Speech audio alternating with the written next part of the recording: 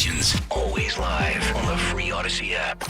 You may be ready for retirement, but is your money? Learn how to make your money work overtime. Tune in to The Retirement Spectrum with Alan Cohen. Saturdays at 3 on Talk Radio 1210 WPHT. Diabetes, high blood pressure, anxiety meds, everyone's on them. If you're a 40-year-old male, maybe a bit porky, and you may even have type 2 diabetes, $1 million of term life insurance may only cost you about $100 a month. Call Term Provider. Speak with Big Lou at 800-353-9057. Big Lou will find a term life policy for you even if you have type 2 diabetes, are overweight, or have high blood pressure. Term Providers help thousands of people like you who think they can't afford term life insurance. To buy $1 million of affordable term life for you, all you need to do is call Big Lou at 800-353-9057. Lou will make sure the scales are tipped in your favor. Call 800-353-9057. Big Lou will answer your call and work to fit you into a term life policy that you can afford. Remember, Big Lou's like you. He's on meds too. For affordable term life insurance, call 800-353-9057, 800-353-9057, or biglou.com. I believe in you. Just 4 simple words, but to a child in need, they mean the world. I believe in you means you have potential. You are special. You matter. When you become a child sponsor with Save the Children, you're saying, I believe in you. You are smart. You're capable. You will overcome obstacles that most can't imagine. Your sponsorship says to a child, I believe that you deserve a successful start to life and a solid foundation to build upon. I believe you're worthy of good nutrition, quality healthcare, and the opportunity that education unlocks. Becoming a Save the Children sponsor sends a powerful message of support. It says, I am here for you, to lift you up, to cheer you on, and to celebrate your success. Because when you believe in a child, you empower them to believe in themselves. I believe in you. Just 4 simple words that can bring hope, that can change a life. Visit sponsor.savethechildren.org today and tell a child in need, I believe in you. If you're talking, they will hear you every single time. Oh, we're getting killed. Yeah, well, Kyle's not here. How come? Kicked off the team. Didn't Tim tell you? Kyle and some other kids got caught drinking beer in the park a couple of nights ago. Really? Yeah. 0 tolerance. He's out for the season. Come on, it's a first offense, right? That we know of. But why should that matter? He knew not to drink. I've made it clear to Matt, that's what we expect from him. What have you said to Tim? Nothing really. You know, a lot of kids try it at this age, so... Yeah, well, a lot of kids don't try it too. I'm not saying that Matt's gonna be this perfect kid, but if I don't tell him what we expect and why he shouldn't drink, how's he gonna know? You think kids that age really listen? They never admit it, Bill, but they hear more than you think. Talk. They hear you. For more information about talking with kids about underage drinking, visit underagedrinking.samhsa.gov. I answered the call, and even though I no longer wear the uniform, I am still a Marine, still serving those around me, my country, and my community. That is Semper Fidelis. Always faithful, always Marine. Alcoholics Anonymous. The only requirement for membership is a desire to stop drinking. There is a solution. You can find us at aa.org. WPHT, WPHT-HD, WOGL HD3 Philadelphia. From the Piazza Premium Automobile Studios, powering your drive with 10 brands and 20 locations. Always live on the free Odyssey app. Live and local with Matt Rooney on Talk Radio 1210 WPHT.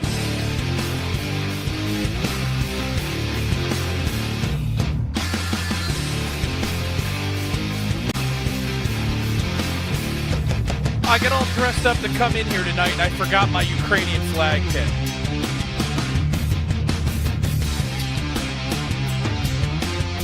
Did you remember your Ukrainian boxers, Daniel? The ones I gave you for Christmas? I did not. You must love Putin.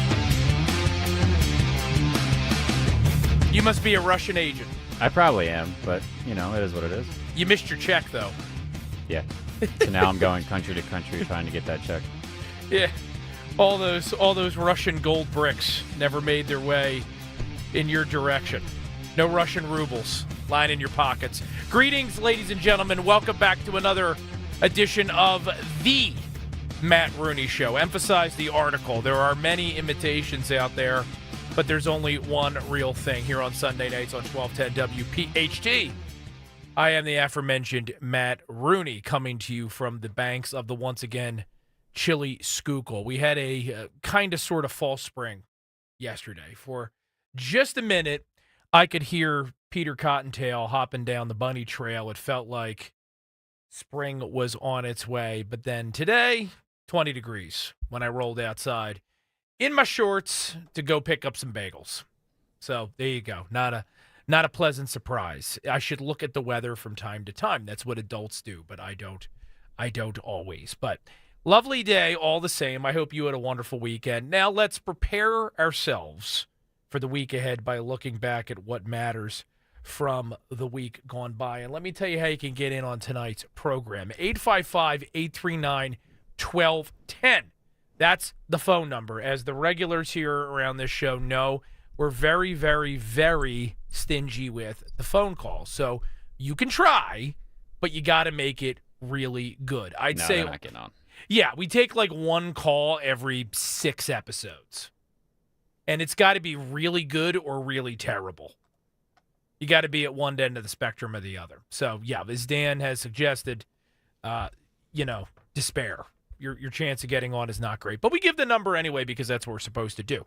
How do we prefer to interact with you? Well, you can go ahead and you can... Pigeon. Well, yes, pigeon, smoke signal. That's good. They don't teach you how to do that anymore in school, so I don't know how to read smoke signal. So probably pigeon.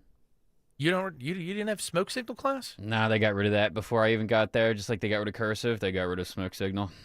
What are we teaching kids in these schools these days? Teachers unions. I don't know. It's a word that I can't say. It's a word you can't say. Yeah, BS. That's what they're teaching. We'll have to bleep that one. You and that potty mouth of yours. Well, so don't do the smoke signal. I'll tell you what else you can do, though. You can tweet at me or X at me, which sounds kind of dirty. Speaking of tweeting, you've been getting into some Twitter beefs the past couple of days, haven't you? I've been beefing, which I didn't know what beefing was until you told me what it was.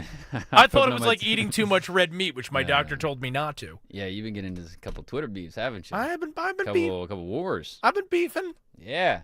This whole Ukrainian thing has my my Irish up. It's got my Irish up. There you go. If you're familiar with the expression, and we got 3 hours to explain why. Of course. But I didn't even know you were following me online. I have been. Yeah. Am I not supposed to? Well, no. I mean, I think actually it's probably part of the job description to keep some kind of tabs on what I'm talking about. Not really. I just thought that was common courtesy that I would do it. I don't go on. It's common courtesy. What am I, your old aunt? You're coming to visit at the home? I don't go on social media a lot anymore, but occasionally when I do some stuff for the show, I see you front page, and I'm like, that's my boy. You know what I mean? There's my boy beefing with people. That's my boy.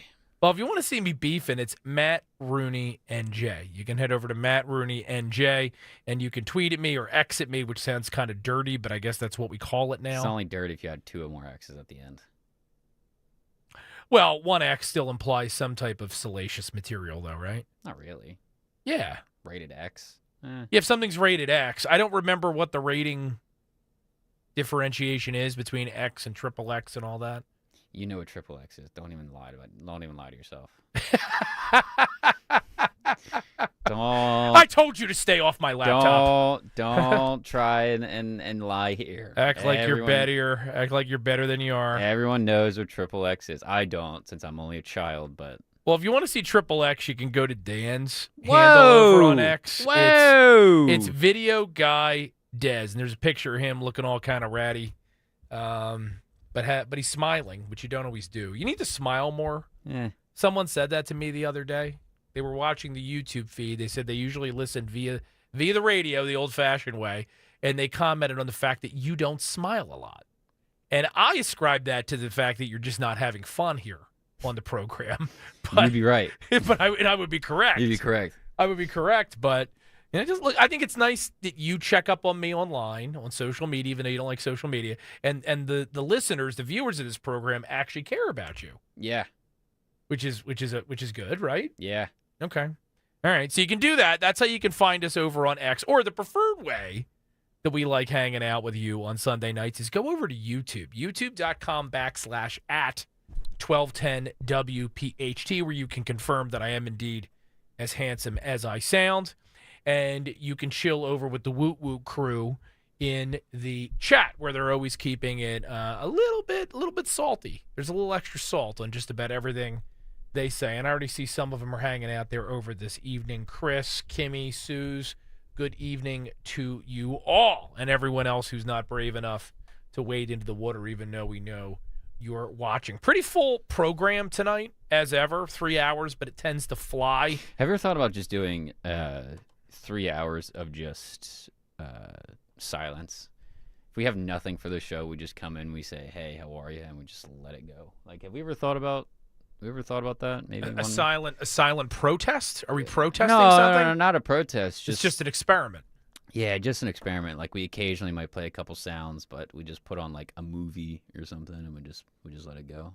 So, have I ever tried that? I've never thought about that. There have been a couple times when you were out, and I was with some of the other producers, and we thought, wouldn't it be kind of fun if we just started playing music?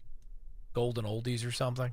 Oh, God. And just switch formats for one show and see if anybody noticed? Actually, the people who like the oldies music might enjoy that, since they don't like mine, so they might like that. Yeah, we covered that last week, that there's a lot of people that just do not like your style. Well, that sucks for them, because it's about to get even worse today. It's about to get even worse? The music's about to become even more incomprehensible. That sucks. And, of course, at the end of the program, if you're brave enough, if you're steely enough in your constitution to make it that far. Steely Dan? Steely Dan. Hey, shout out to my parents if they're listening tonight. Big Steely Dan fans. You like Steely Dan? Nah, don't really know who he is. Don't really listen to his vibes. You know what I mean? You clearly know who they are. I know who he is, yes. Yeah, because you referenced Steely Dan. I know the name, but... Well, it's a band, first of all. Cool. Yeah. Are they steely? Are they steely? Not really. They're more jazzy, if I had to describe them with a word. Yeah, more jazzy than steely. Not your kind of music, though, is it? And not very Dan-like, but I use you as the barometer by which I judge other Dans, so. It's fair. They're very happy, very upbeat. It's fair. Not this whole, like, broody Tim Burton movie kind of thing you got going on. Can Corpse be. Bride, Edward Scissorhands kind of. I can be. Kind of vibe, as you say. Depending on the day and, like, what I'm feeling and, like, what happens during the week, I can be. Yeah.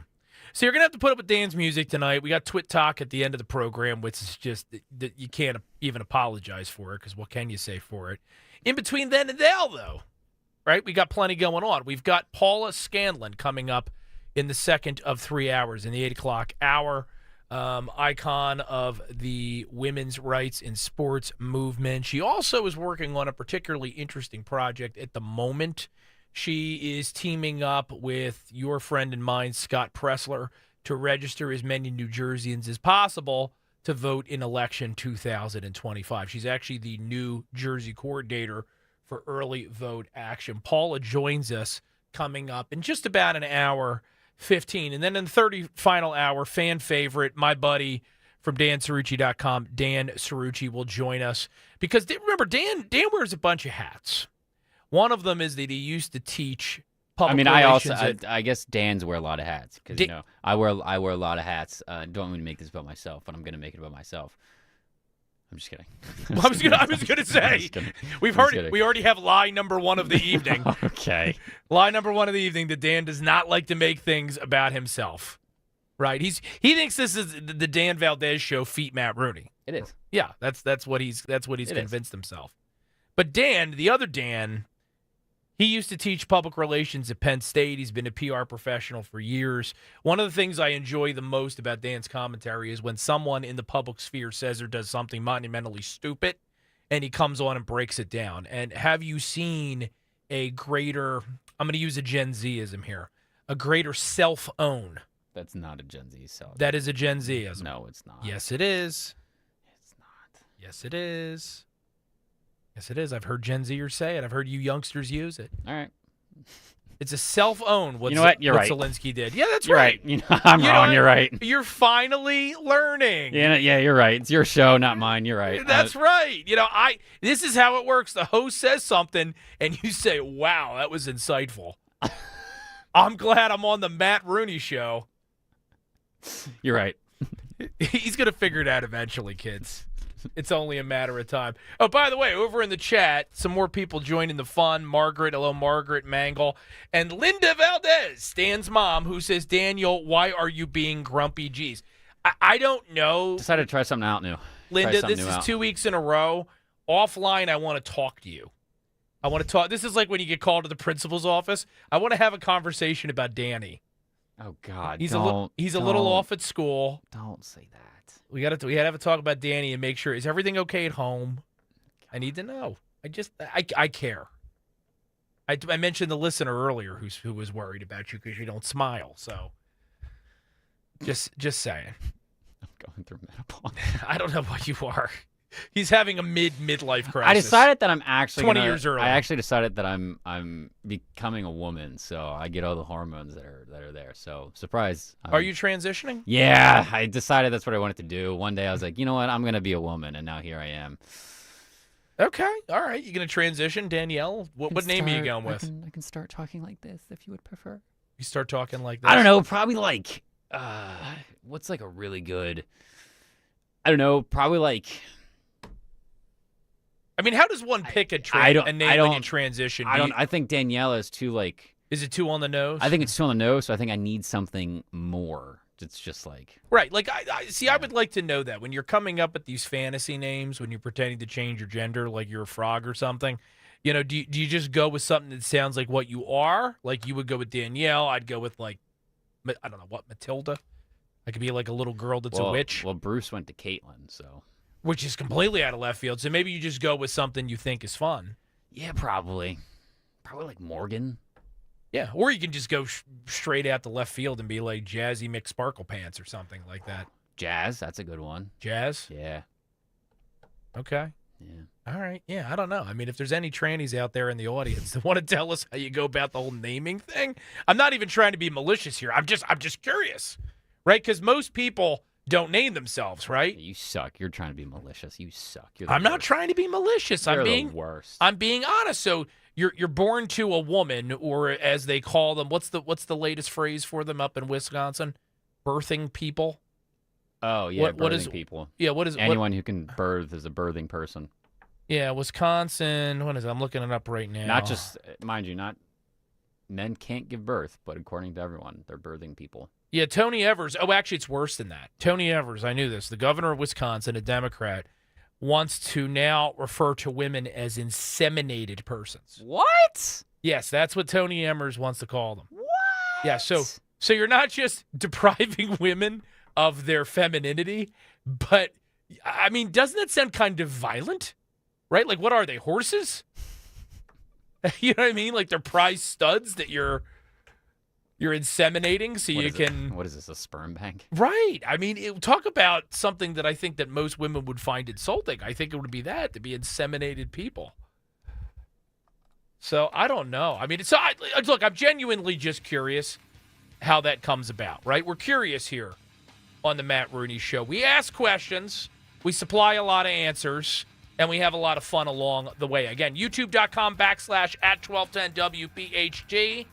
Quick break, and then back to kick off our numero uno in earnest in just a second. Talk Radio 1210 WPHT.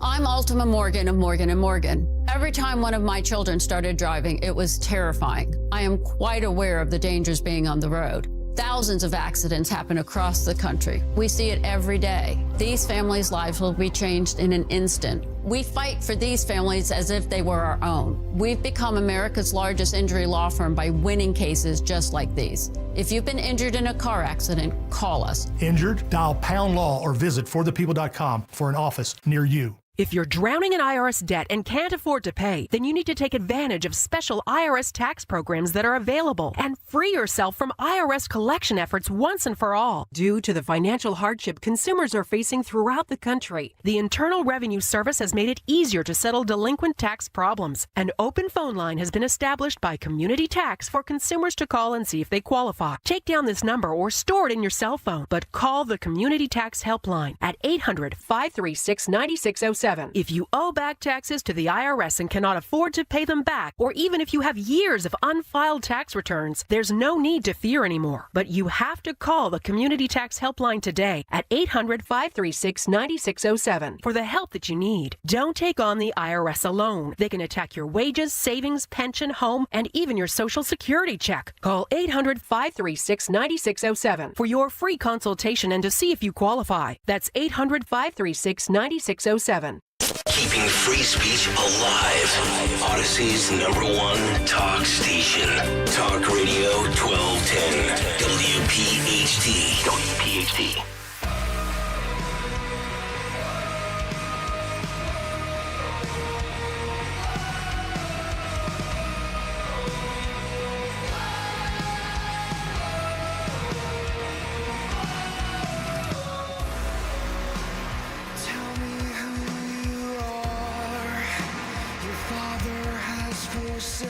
Welcome back, friends, frenemies, new listeners, old listeners, men, inseminated persons.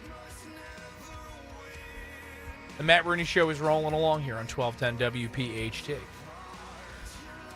Again, youtube.com/@1210 WPHT. The chat is filling up. Hey, Steve. Welcome to the party. Bella is here. She says she's here. Good to see you, Bella. Bella, we were just talking about you. Were your ears ringing? Easily one of the top-rated Matt Rooney shows by me, which is what matters most, but also by some other people, was when Bella came into the studio. That was a good show. That was a lot of fun. So we have to see, Bella, if we can make that happen again, if you're down for it. I think Dan is down for it. Not that it's really up to Dan, but we'll see. She doesn't work anywhere on Sundays, so yeah. So it's doable. It's doable. All right, we'll see. We'll see if she'll come in. All right, well, let's get down to business. I'll let her run the board. You want to let her loose on the board? Yeah, I'll let her run the board. Okay. All right, I'm fine with that. Why not? You just hit a button. We've done worse. Yeah. Yeah. I mean, that's what I tell people you do. They wonder what goes on in there. I hit a button. Are my hotkeys working, by the way? Yes. Are they? Because I tried them earlier. Oh, there they go. We're live. Got it. All right. All right, they're working. They're working. Do you have to press something to make it work? Push a button. Is that all it is? Yep, push a button. I'll tell you what. You're like Homer Simpson in there, making the smoke come out of the stack. All right, let's get down to business. I said at the top of the program I was a little grouchy tonight, but not in the same way that Dan is. This whole like broody tween thing that he's got going on this evening. It's the anger that's associated with indignation when your country is being slighted by an ingrate. The ingrate in question is Vladimir Zelensky. He's just a leech. That's what he is. He's right. He's a leech. He is an ingrate. He's a turd. Let's play this out for a second.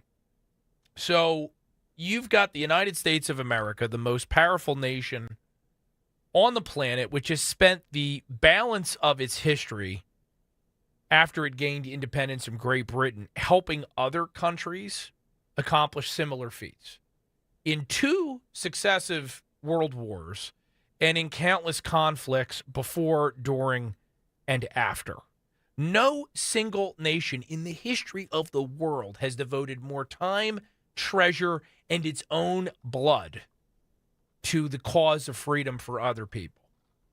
So how have we been repaid? And I want to give you all a little bit of context here, because I think in this debate and this dramatic aftermath of Zelensky's now infamous visit to the White House, this context is being lost, but it's important.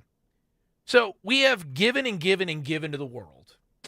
And you could argue that the United States' intervention around the globe has built this relatively wonderful space and time that we enjoy now, the Pax Americana, right? It's been a long time, with the exception of Ukraine, where there's been a major war. That's a good thing. But what happens when you spoil your children, right? Do they grow up to be as self-sufficient and as driven and as self-starting as their parents? No. They become lazy, they become dependent, they become complacent, and they don't appreciate what they have, because in the case of Europe's current crop of leaders, they weren't alive and therefore don't know what life was like before the United States was funding their military budget for all intents and purposes. Remember, the United States is something like 20% of NATO's direct expenditures, 16, 20%, somewhere in there. But when you add up all of the funding of these Western countries, we're like 70 to 75% of the total military expenditure. So the reason why Europe is able to have these bloated welfare states and look down their nose on everyone else. Oh, you don't offer free sex changes. You don't offer free Flintstones vitamins like we do. What a barbaric place, that United States of America. Well, it's all funded by us. If they had, up until this point, if they had to fund their own defense, they would all be speaking Russian or some other non-European language, or I should say some non-Western European language, a long time ago. So let's consider more recent events, right, with that as our backdrop.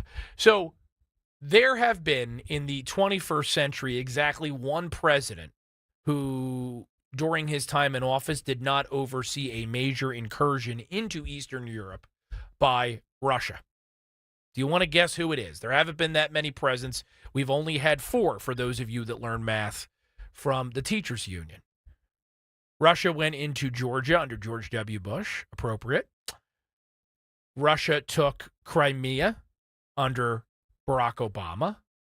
And then, of course, infamously, Russia is now in Ukraine, which happened under the Biden administration. Nothing happened during the 4 years that Donald Trump was president of the United States. Why? Well, it's pretty simple.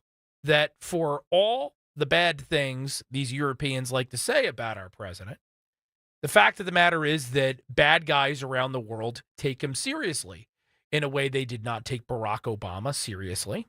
They did not take George W. Bush as seriously. And they certainly had no real reason to fear Joe Biden. If you want to deter a nuclear power, you deter a nuclear power by stopping the war before it begins. Joe Biden did not do that. Remember your recent history. Remember Barack Obama talking to, I think it was Menendez, I don't think it was Putin himself, saying, hey, listen, after I get past the election, I'm going to be able to give you some accommodation. Do you remember when Obama would not give Ukraine those Javelin missiles to defend Kiev? Do you remember Joe Biden, all of the many permissive things he said about Russia going into Ukraine? Do you remember Obama's 8 years with no scandals? Oh, yeah, there were no scandals during the Obama administration except the 600 that we played through on last week's program. So, again, we've got spoiled children in Europe that have never had to stand on their own 2 feet and expect us to give them everything for free while they thumb their noses at us and don't support us in almost any other way. They bought all their energy from Russia, right? Did not pursue policies that promoted energy independence, so they helped fund, in a very direct way, Russia's invasion of the Ukraine. And then here in this country, we've had very weak leadership, with the notable exception of Donald Trump for 4 years, and then now again for just a couple of months. Let me say something about weak leadership real quick, because, we're back and forth on this program. Am I right? Do it. I've seen, the argument that they had, not argument, but like the interaction that they had go around TikTok and Twitter and all this kind of stuff. And you know what? I want to hear your thought, but do we want to play the clip? Just in case anybody's been under a rock? Yeah. So they can just get a flavor? Yeah, we play the clip. And, yeah. Then we can... and then continue. Yeah. Your country is in big trouble. Wait a minute. No. You've done a lot of talking. Your country is in big trouble. I know. You're not winning. I know. You're not winning this. You have a damn good chance of coming out okay because of us. Mr. President, we are staying in our country, staying strong from the very beginning of the war. We've been alone, and we are thankful. I said thanks you haven't in been this alone. cabinet, you and not been only alone. in this cabinet. We gave you, through I this said stupid president, $350 billion. You voted we gave for you your military president. equipment, You and you voted men for are your brave, president. but they had to use our military. What about if you didn't have You our invited military me. equipment, You invited if me you to didn't speak. have our military equipment, this war would have been over in 2 weeks. That's what you missed on Friday if you were away. Yeah. So I've seen part of that go around on social media. a lot of people, and I mean a lot of people, were like, this is so childish. Like, he's so like, aka Trump is so childish for talking like that. Like, he shouldn't, like, our leader shouldn't be talking like that.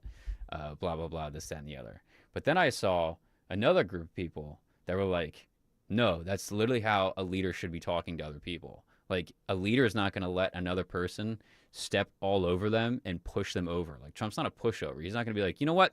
You're right. We'll give you more money.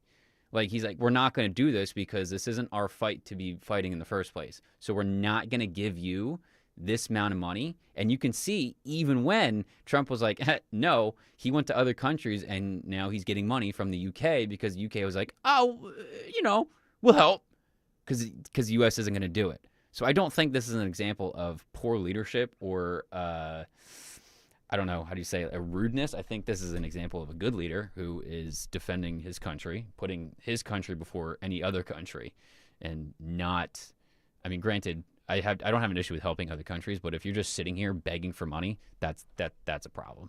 Yeah. Yeah, and lying too. So right. You just heard this clip where he said we've been alone. Oh, really? You've been alone?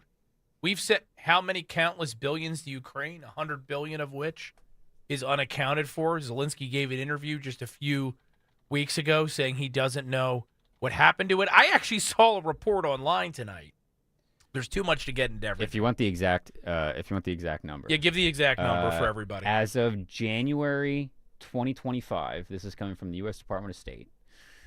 To date, we've provided $65.9 billion in military assistance since Russia launched its premeditated, unprovoked, and brutal full-scale invasion of Ukraine in 2022, and approximately $69.2 billion in military assistance since Russia's initial invasion in 2014. It's a lot of money. That's a lot of money. It's a lot of money. I mean, Congress, if you want to go with direct appropriations, has appropriated like $175 billion. Think about how many homeless veterans we could have found homes for, how many individuals in need of job retraining could have gotten job retraining here in this country, how many, I mean, we'll keep talking about eggs, right? I mean, how many people could have gotten a free carton of eggs from their government along with a free wheel of cheese for all of that cash that we have spent in Ukraine. And this guy walks into the Oval Office dressed like John Fetterman, which, if you're going to beg for more billions of dollars, put on a suit. There's a free tip for you. Put on a suit, especially when you know how Donald Trump feels about suits. And he goes in there and says he's been alone. I mean, how many of you have been in a situation in your life where you have a friend, and I've had friends like this in my own existence, where you've done everything for them, and then they turn on you in a dime the minute they want to be angry at something. And another thing I also saw with this clip, they're like, oh, you know, Zelensky's kind of end the war, so he's going to, like, the most powerful country to try to end the war. I'm like, no, he's not trying to end the war, because if he was trying to end the war, he would be talking with Putin himself and being like, hey, let's end this thing. Like, let's work this out and do it. But no, he's going on a world tour of different countries and trying to beg for money because that's what he wants. He's going to milk this until he can't anymore, which I have a feeling will go on for multiple more years. He's not going to want to end it. He wants the money for his country. Well, I think you're onto something. Whatever. He's an entertainer. Right. And he likes playing this role. The minute this war is over, they're going to hold an election, and he's probably going to be gone. Right. So he knows that if he holds this war for however long that he can stay in power, because they're probably like, oh, he's doing everything he can to end it. Right. No, he's going around to country to try to get more money. But there's also a darker angle to all of this. Molly Hemingway, who, of course, many of you are familiar with Molly Hemingway's fantastic work.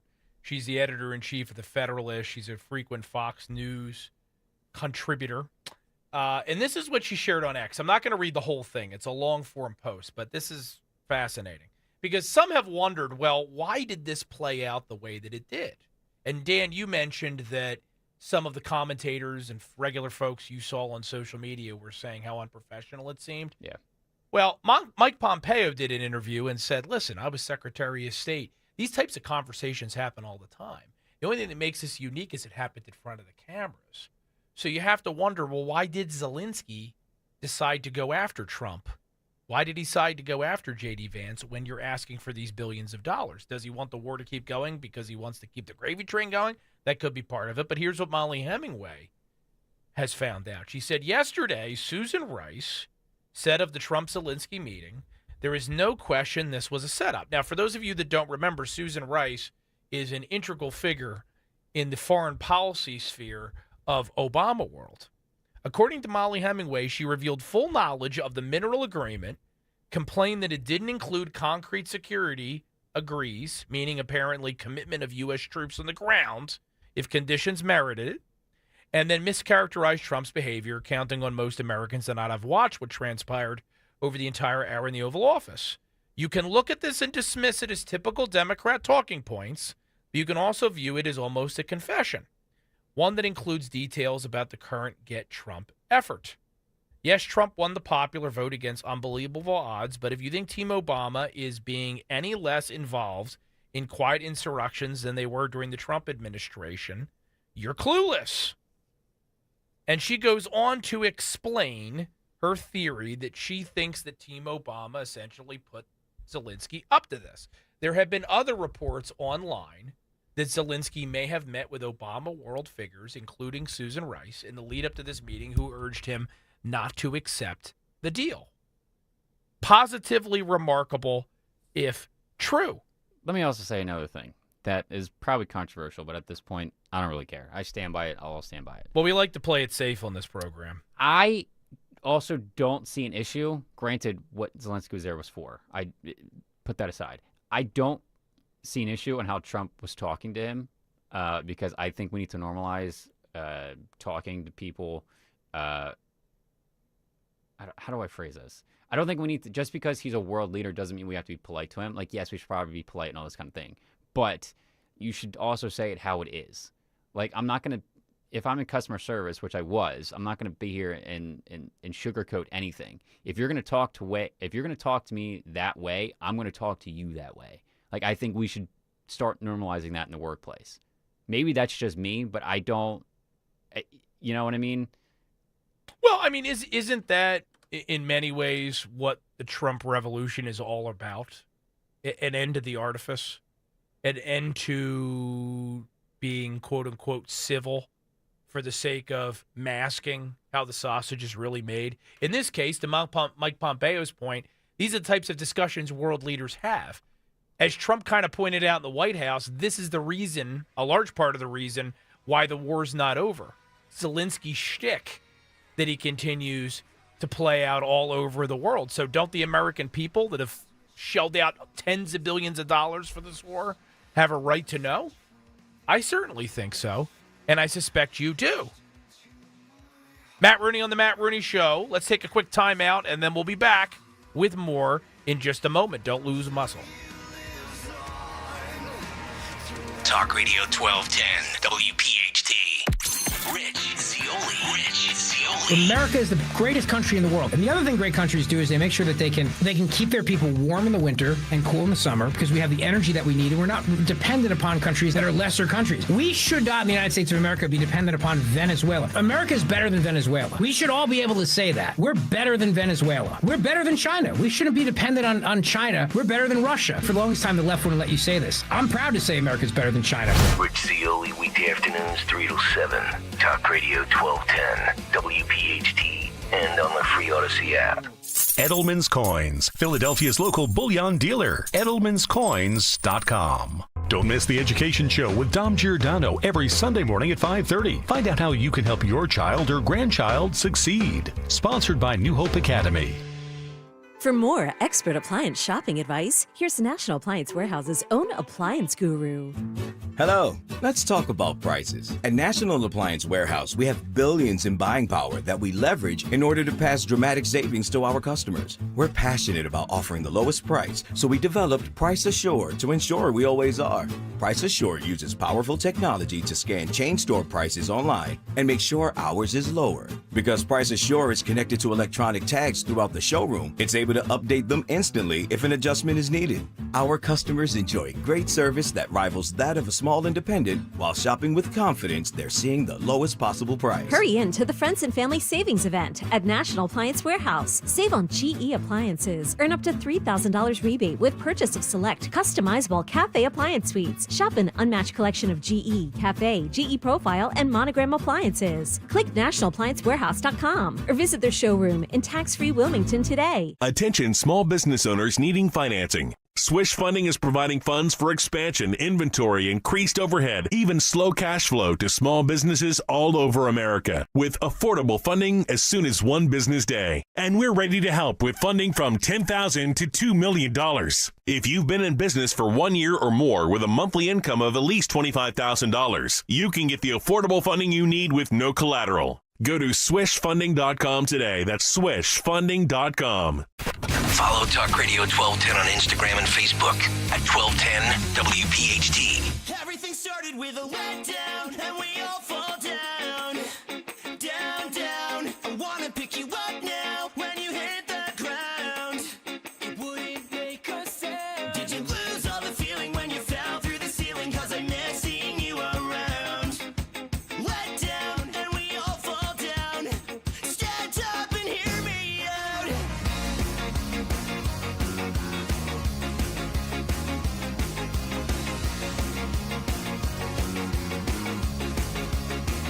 Susan Rice is apparently having a freak out online that Molly Hummingway suggested she may have met with Zelensky. You clowns are up to the same old tired crap. When your guy screws up, she's referring to Trump here, and really embarrasses himself and the U.S., you try to change the subject line, and then she goes on to deny having ever spoken to Zelensky, never advised anyone around him.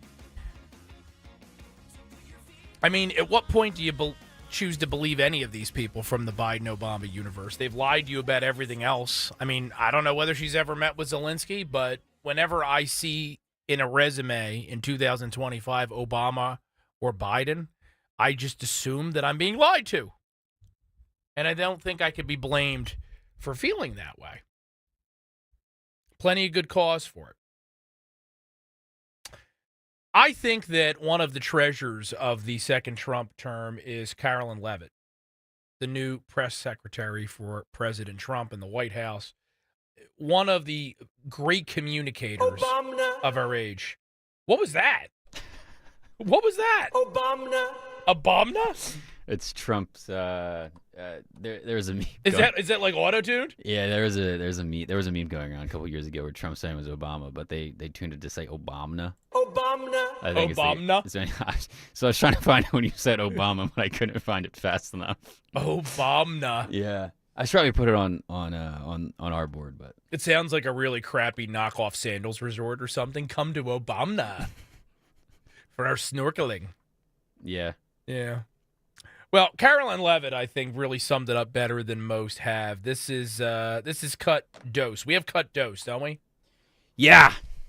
Cut 3 is the one that I gave you a clip and then never provided a link. Correct. I like to do that from time to time to keep Daniel on his toes. Right. So this is cut dose for our bilingual listeners. Why hold the meeting in front of the cameras?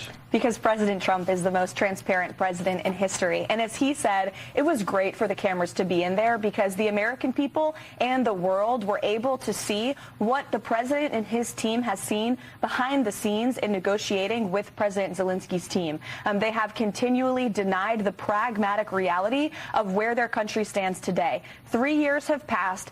Hundreds of thousands of people have died. Zelensky is losing the support of the American public for funding this effort. And it's a different sheriff in town. President Trump is not the same as President Biden. He has different priorities. He wants to negotiate a deal, and President Zelensky failed to recognize that. Caroline, you...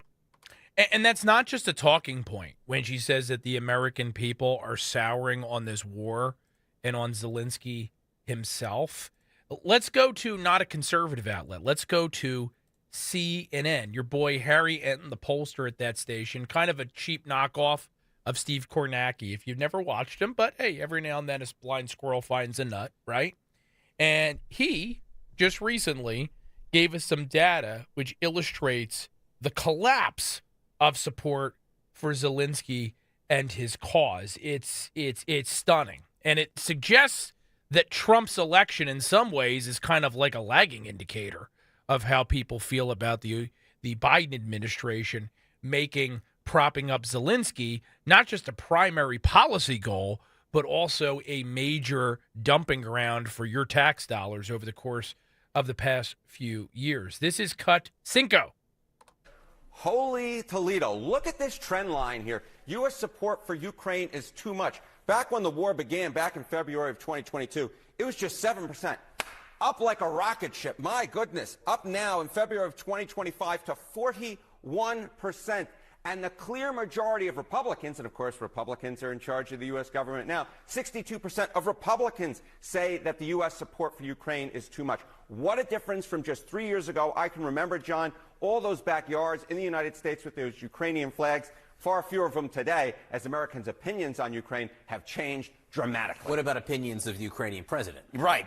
You know, obviously, if you would expect changes amongst the public on feelings towards Ukraine, feelings towards Zelensky have changed also dramatically. Look at this. Confident Zelensky will do the right thing when it comes to world affairs. Back in 2022, it was the clear majority, 72% through the floor. Through the floor by 2024, just 48% of Americans say that they're confident that Zelensky will do the right thing when it comes to world affairs. And GOP confidence has also plummeted dramatically. Now the clear majority of Republicans are not confident that Zelensky will do the right thing when it comes to world affairs. Why should they be confident that he's going to do the right thing when he hasn't? He hasn't done the right thing. And look, I am sympathetic to the argument that you don't pursue a policy of appeasement in the face of aggression. We have plenty of examples in relatively recent world history where that has ended very poorly. But I'll go back to something I said a little bit earlier in the hour. The time to deter a nuclear power is before the war has already begun. You've got these lazy people, Dan described some of them earlier, on social media that are squawking about Russia, and they're sharing the Ukrainian memes, and they're putting the flag in their profile, that are comparing what's happening right now to the run-up to World War II. Well, let me give you one of the major examples of how this is different between now and the 1930s. Hitler, thank God, did not have nuclear weapons. Vladimir Putin has, up there with the United States, one of the largest nuclear arsenals in the world. And I've seen some of these think tank guys say, well, a lot of them probably don't work. Oh, that makes me feel so much better. If you've got 1,000 nukes and quote-unquote only a quarter of them work, that's still more than enough to destroy the planet, to irradiate Daniel in there. Your little beard will be glowing, buddy. Heck yeah. That's what he'll sound like. That's right. They'll just fry him right up. So, look, do you not confront aggression simply because there is risk? Of course not. But at this point, Obama and Biden and Europe, as we've described for you tonight in relatively sufficient detail, I hope, they've done the wrong thing up until this point. And yet now that we are in a very weak position to deter this aggression, they all of a sudden want to get heavy, and they're unarmed. We talked about Britain earlier. Dan, you mentioned it, how over in the UK, they're now promising Eating to provide some beans and tea, aren't they? That was exactly from the press conference. That's an exact quote. We'll give you money if you want some beans and tea, huh? Yeah, that's exactly what it was. That was exactly what that's literally Starmer said at the press conference. That's literally a live audio into it. Yes. Yeah. Yes. And see, that's what makes this show different. Exclusive audio. We give you that exclusive audio. But listen, let's take the UK for a second, right? The Brits. Our parents, right? 130,000 active duty military as we sit here tonight. 130,000. That's nothing, folks. That's nothing. You know how many operational tanks they have? Like 4 dozen. They're a paper tiger. What are they giving to the Ukraine? To the Ukraine. Right. I mean, how can they contribute meaningfully to some kind of European force? All of these European countries are dying welfare states. Do you think Zelensky went to the UK and was like, hey, give us money. We're not going to give you literally anything, but, like, give us stuff. And the UK was like, okay, Or do you think Zelensky offered something in return? Because we didn't get anything in return when we gave him money. So no, I don't think he offered. I don't think he offered them anything.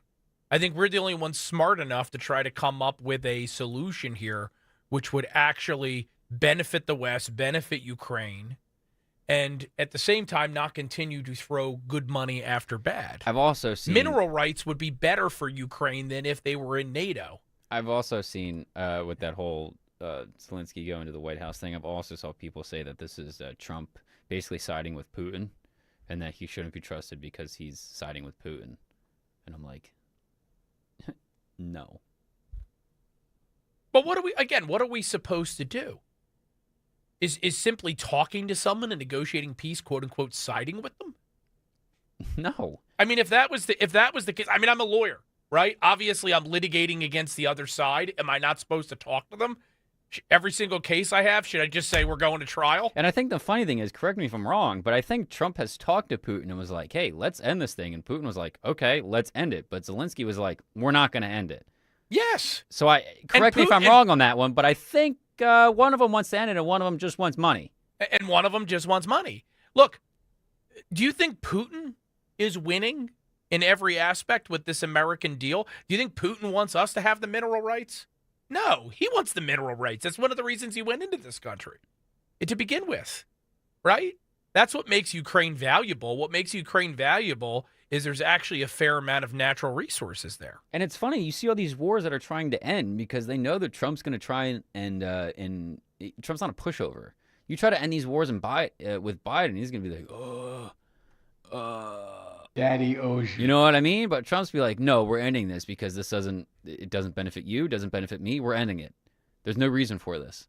You can tell someone who really enjoys who really, really likes the country, and you can tell someone who just doesn't care about the country at all. Well, this is what we mean when we say America first, right? Yeah. America first doesn't mean screw everybody else. America first means that you don't kill the golden goose. Charity starts at home. What's best for my country, to keep my country strong, not just for the benefit of the people that live here, but the United States, which is trillions of dollars in debt, overstretched, our own military, even though it's nowhere in the same sorry shape as these European countries, it still needs to be rebuilt after years of social engineering and woke nonsense and misplaced priorities, right? If we stretch ourselves to the point of collapse, as these European countries have done, is that what's best for the West? Is that going to help Ukraine? Is that going to keep China and its satellite states in check? Most certainly not. The best meme I saw online all weekend, because you've seen this stupid one with like the Ukrainian yellow fist in the air, and there's like the little Ukrainian symbol all your friends are boorishly sharing. It says in very small print, I stand with Biden's money laundering operation. And I've seen some of my liberal friends on social media. Yes, I keep a few around just to keep myself honest. And they've been sharing this, and I don't think they're reading the fine print, which is appropriate for Democrats. How about we just, if it doesn't affect the U.S. or, attack us, we just stay out of its business. The West stays in the West and the East stays in the East. If it doesn't come over here, we don't need to help. If it's in the West, then the West can help. If it doesn't, I don't know why this is so hard. Granted, the U.S. is the most powerful military. I understand that. But, why are we helping other countries when it doesn't benefit us? I just don't, I don't see why we're doing it. So the theory is, and I'm going to play devil's advocate, that if a Russia, which is in some ways kind of a junior partner now of China, is allowed to proceed aggressively with just taking over other nations at whim, that becomes a security problem for the rest of the world, both directly and indirectly. Directly because you have an emboldened bellicose power, right? But also because what does that say to China in reference to Taiwan or other areas of the Asian Pacific, right? That's the theory. I'm just playing devil's advocate here. I think there's some logic to that. But again, what we've tried to do this hour is spell out for you, if you haven't been paying attention, all the ways in which prior American administrations and Europe have created the conditions. They've actually, with their energy policies, funded the invasion of Ukraine. And now that Donald Trump and J.D. Vance are coming along and pointing out the folly of everything that's led up to now and stating the obvious. And I'll be even more blunt, right? There's probably no way to completely throw Russia out of Ukraine right now that doesn't result in World War III. That's just the truth, right? It is what it is. You're going to have a European army or American boots on the ground, join the conflict, and you're going to be 5 minutes from midnight, right? I mean, that's really the truth of the situation in which we now find ourselves. So Donald Trump's the bad guy for pointing all of this out. J.D. Vance is a traitor to his country for simply stating the obvious. I don't think so. You said it, Daniel. I'm glad that we finally have people that are being honest with us, even if we don't always like the honesty. That's the nature of having somebody that shoots straight with you. You're not always going to want to take your medicine. But this country and the West as a whole needs to take its medicine. And you're not always going to have a spoonful of sugar to help that medicine go down. Sometimes that's not a good thing. Sometimes it needs to hurt a little bit. It needs to burn on the way down. Honesty hurts, man. Honesty hurts. And it's like, we even had, Biden was never honest with these countries. He just was like, yeah, sure, take whatever you want. But, if being honest means getting into an argument for people to see and people criticizing you, then so be it. I mean, I don't see an issue with what's going on. Trump's standing up for his country. Trump's standing up for his country. And again, for those of you that are worried about Ukraine, he's trying to get Zelensky and his people to see logic here, to see the truth, to see reality. The nature of this situation in which Ukraine now finds itself is that the Russians and their allies have endless numbers of grunts that they are willing to throw into this meat grinder. Is Europe truly going to put boots on the ground to counter the Russian threat? Do you think you're going to see Danish troops, French troops marching into Ukraine? No, you're going to see the fuzzy hats. Which fuzzy hats? From the UK, the ones that guard the beef eaters? No, the ones. That's what they're called. Oh, the ones who guard the beef eaters. The what's it called? The castle. Yes. Yeah, you're gonna see the beef eaters on the beef eaters on the battlefield. Yeah, I mean, none of these countries even I'll give you another example. The UK. We've been talking about the UK. There was an article just a couple weeks ago in the BBC, state television over there. The BBC. Yep. UK military to run down to lead Ukraine peace mission, according to an ex-military chief from the UK. Lord Dannett, because they all have great names over there, told the BBC that the current state of the military in the United Kingdom is to run down to perform a peacekeeping mission. The same mission that the UK Prime Minister is now advancing as a guarantor of peace as part of some kind of macro agreement. It's fantasy land, folks. The only way this is going to end is if the Ukrainian leadership comes to its senses and they listen to Donald Trump and J.D. Vance. It's just the truth. They just want the winners on their side. They realize that the United States is like undefeated in a war. They're like, we want the winners on our side. This is our Super Bowl. We want to be the bandwagons. We are two-time World War champions. Exactly my point. And if there's ever a third, we're going for the three-peat. You know what I mean? So it's like, let's start getting the merch and, all this kind of stuff. 2-0 in World Wars. So you like our chances? I like our chances. I'll see you in the bunker, buddy. Man, I am not. That would be my luck. We'd have nuclear winter, and I'd be stuck in a bunker with you. Although I'll tell you what we could do. We could broadcast into the play Uno abyss. Oh. Well, yeah, we could play Uno. I like Uno. But we could broadcast into the abyss for any other survivors. We didn't have to do the whole radio thing. Right. Well, why would we go? Why would we go where? Why would we be in a bunker if people are listening to our radio show? Why don't the people listening to the show be in the bunker? You know what I mean? No, my point is that when missiles start flying, because no one's going to really survive World War III because it's going to be nuclear, like we could be in a bunker and we could broadcast other survivors. This is why I'm going to be in charge of the bunker. That's fair. Not you. I'll be in charge of the radio. You'll be in charge of the radio. There we Stick to what you're good at. And our music taste. Yeah, well, no, we definitely are not going to let you choose the music in the bunker. All right. That ain't happening. Get off the air. All right. Look. Hour one's done. Let's take a break to figure out what we're going to do in our nuclear fallout bunker, and we'll be back with hour 2 of the Matt Rooney Show in just a few.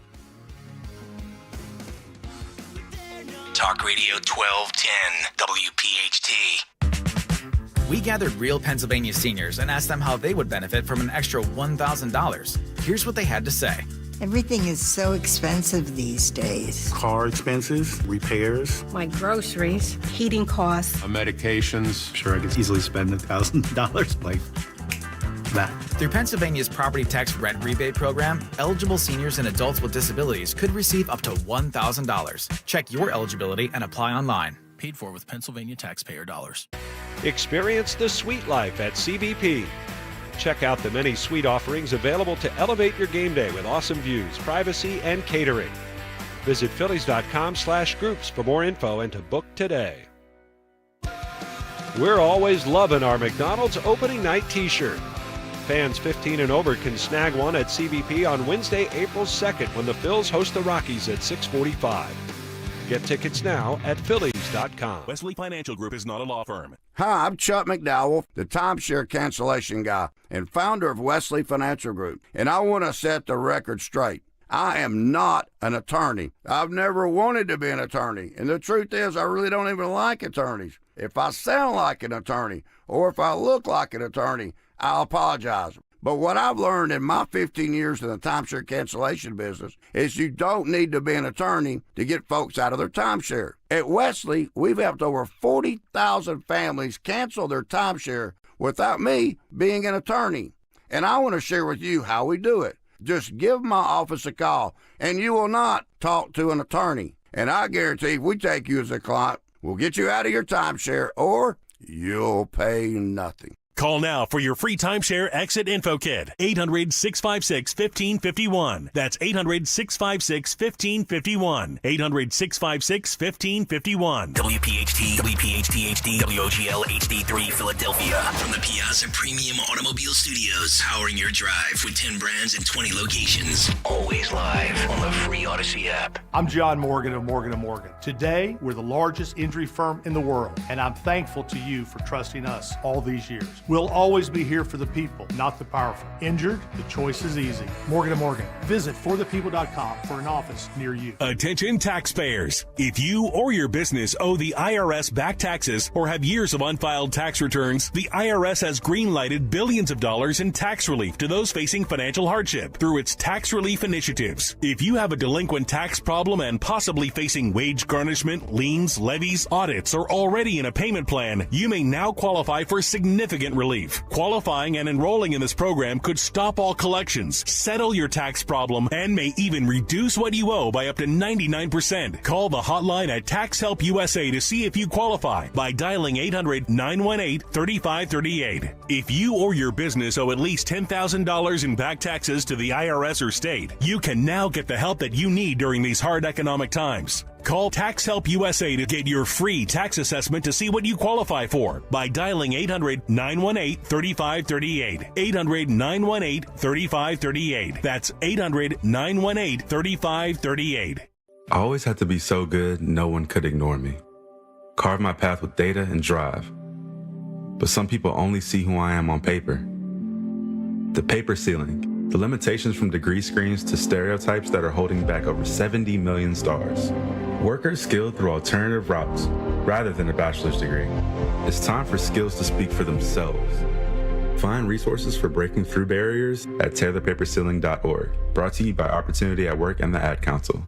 WPHT, WPHT-HD, WOGL HD3 Philadelphia. From the Piazza Premium Automobile Studios, powering your drive with 10 brands and 20 locations. Always live on the free Odyssey app. Live and local with Matt Rooney on Talk Radio 1210 WPHT.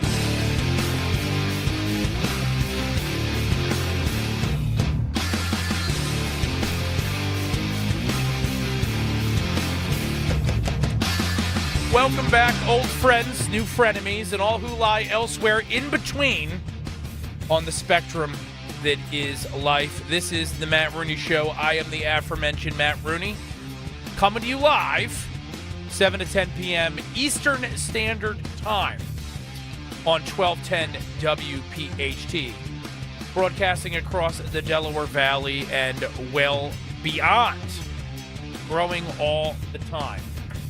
God knows why. I guess some of you are just gluttons for punishment. But we're happy to have you. Honored, privileged, all the things, as the kids say. And, of course, joined as I am almost every Sunday when he feels like it by the extremely talented, although decidedly grumpy, producer Dan Valdez. Obama. What do you mean when I feel like it?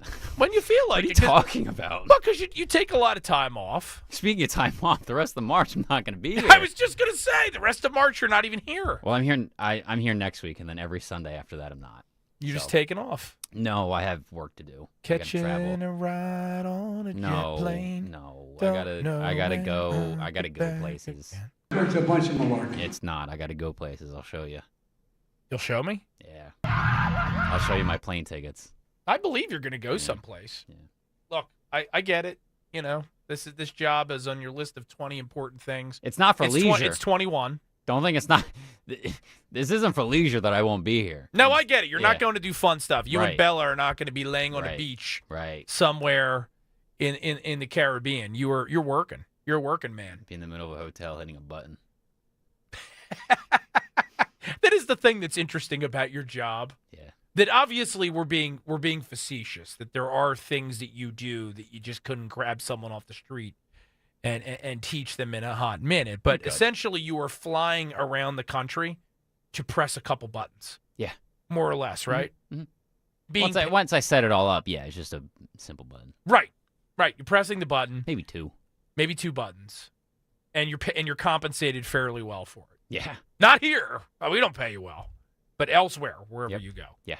Right. We pay you garbage, like $6.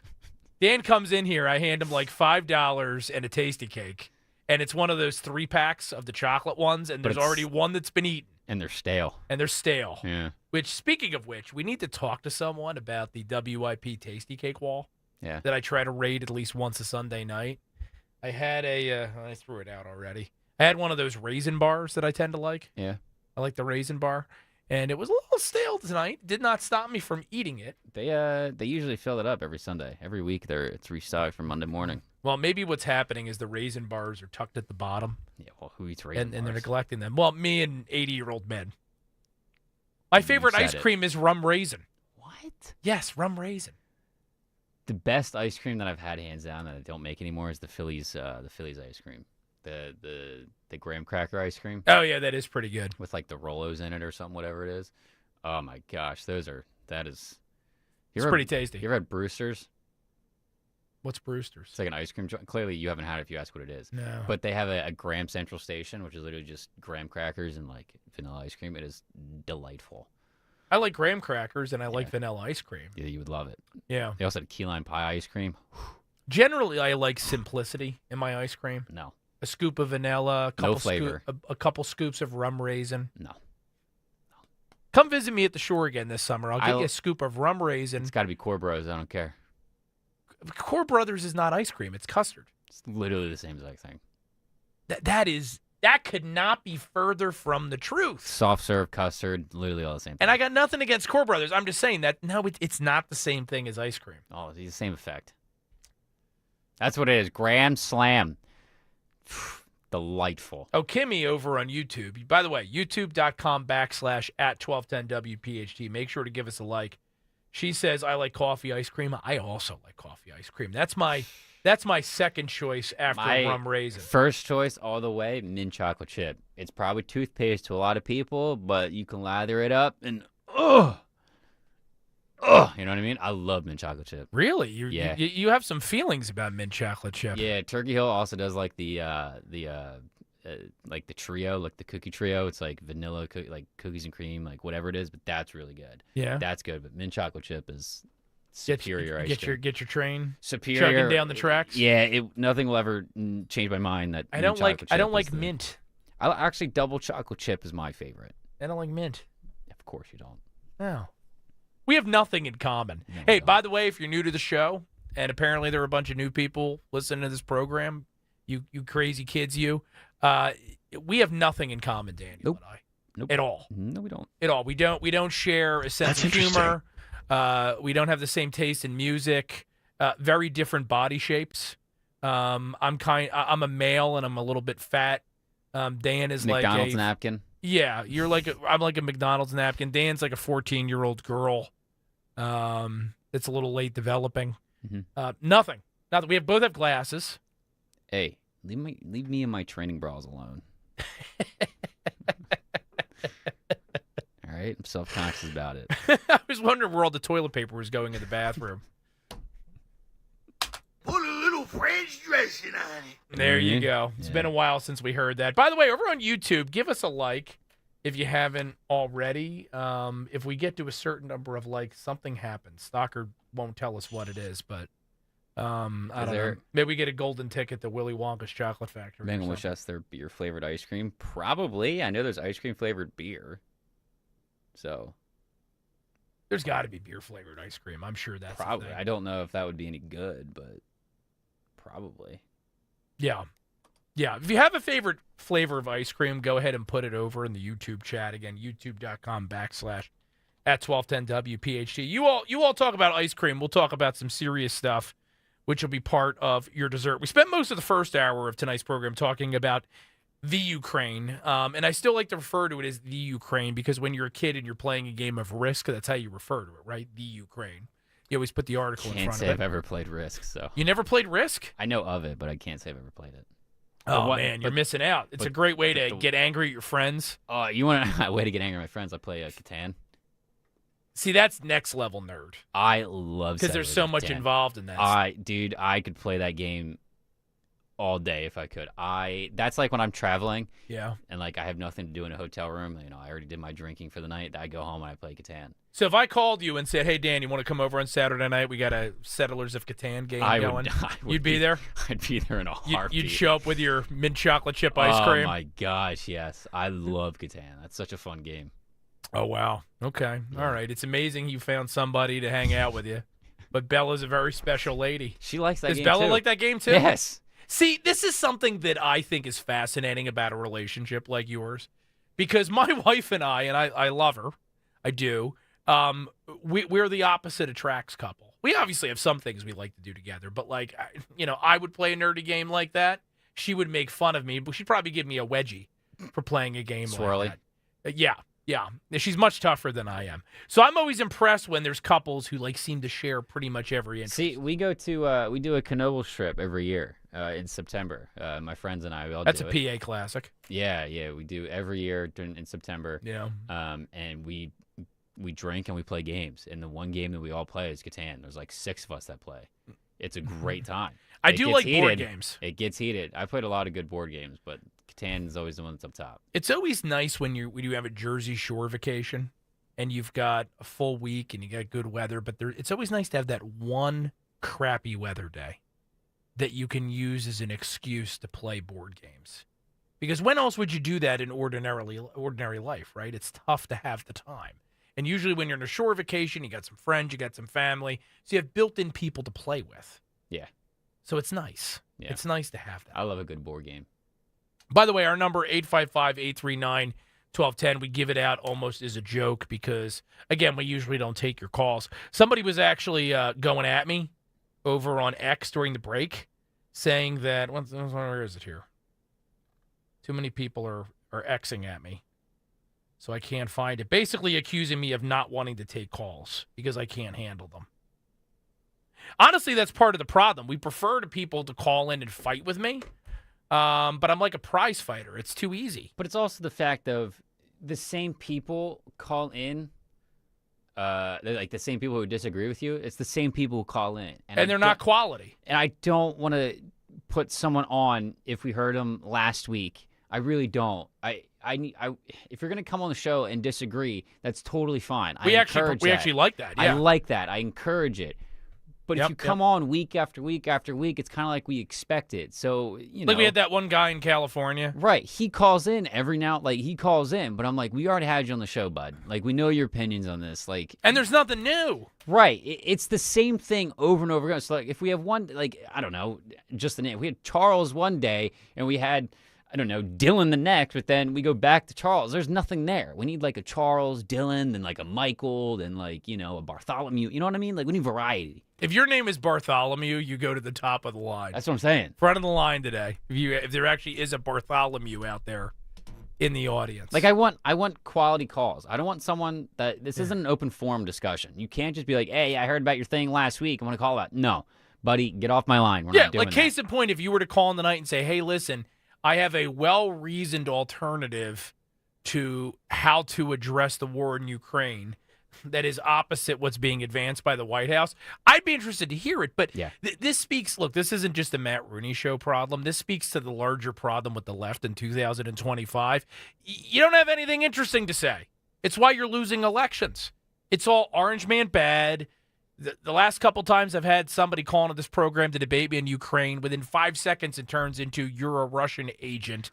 Like I joked in the first hour, I must have missed my bucket of rubles that the Kremlin sent me. I can't get a quality phone call anymore because it's the same talking points over and over and over again. Yes. It's like you voted for Trump, that means you're a racist, you're all this, all that. You like Russia. I'm tired of it. If you want to call in, that's fine, but I want a good point. I want something that's like, you know what? Haven't heard that before, and I'm sure Matt would like that one too. Where have all the interesting liberals gone? Where have all the cowboys gone? Before my time. Don't know what you're talking about. You don't know that song? Probably before my time. Everything's before your time. You're like 16. 14, but close enough. We forged his papers to get him on the show here. Over on YouTube, Mike says, I'm a Michael. Yeah, but we're looking for Bartholomews. Michael is a very common name, obviously. If you're a Bartholomew, I think we'll make an exception. You'll get a special dispensation, and we'll put you on the map. Kimmy raises an interesting point. She's talking about the Oscars. I have not watched an award show in about 15 years, and that's on tonight. So when Dan Cerrucci, who has an entertainment blog, joins us in the final hour, we'll have to ask him about what I'm sure is an absolute train wreck. The only thing about Hollywood I'm interested in right now is the very curious demise of Gene Hackman. Have you been following this at all, Dan? I heard about it. I don't know who he is, but you don't know who Gene Hackman is? No. How is that possible? Have you never seen Superman? I've seen the most recent Superman. You never saw the original 1978 Superman? No. Oh my God. He was the original Lex Luthor, man. Cool. God almighty. I've seen the original Batman, like the 60s one. Kids these days.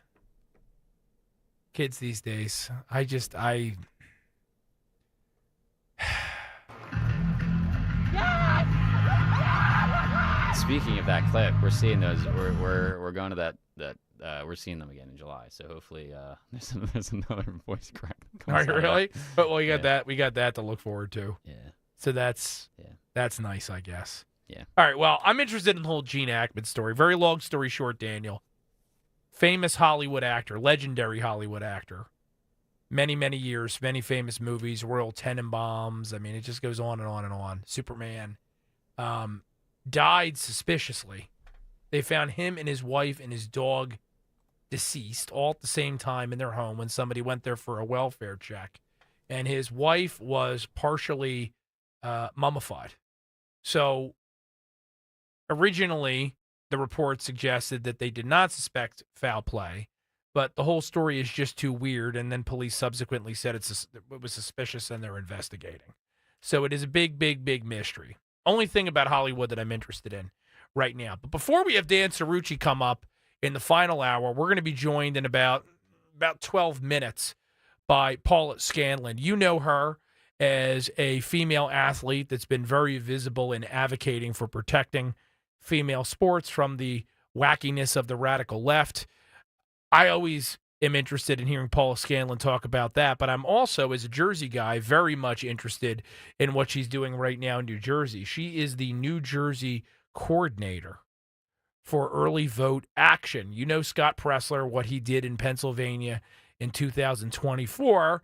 He's trying to do the same thing in New Jersey in 2025. So I reached out to Paula and said, you got to come on the show and talk to me about what the status is of Scott's efforts in New Jersey. Everywhere he goes in Jersey, he's attracting very large crowds. You may have seen them over on X. He's been posting videos. Looking forward to chatting with her in just a few moments. But for now, let's take a break, play some ads, make some money, and we'll be back with more of the Matt Rooney Show in a sec. Talk Radio 1210, WPHT.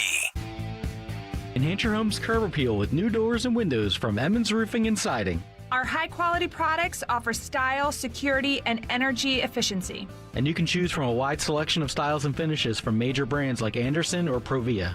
Call Emmons today at 856-885-6677 or visit us online at callemmons.com. From top to bottom, to inside and out, at Emmons, we have you covered. Wesley Financial Group is not a law firm. If you own a timeshare, don't miss this important announcement from Chuck McDowell, founder of Wesley Financial Group.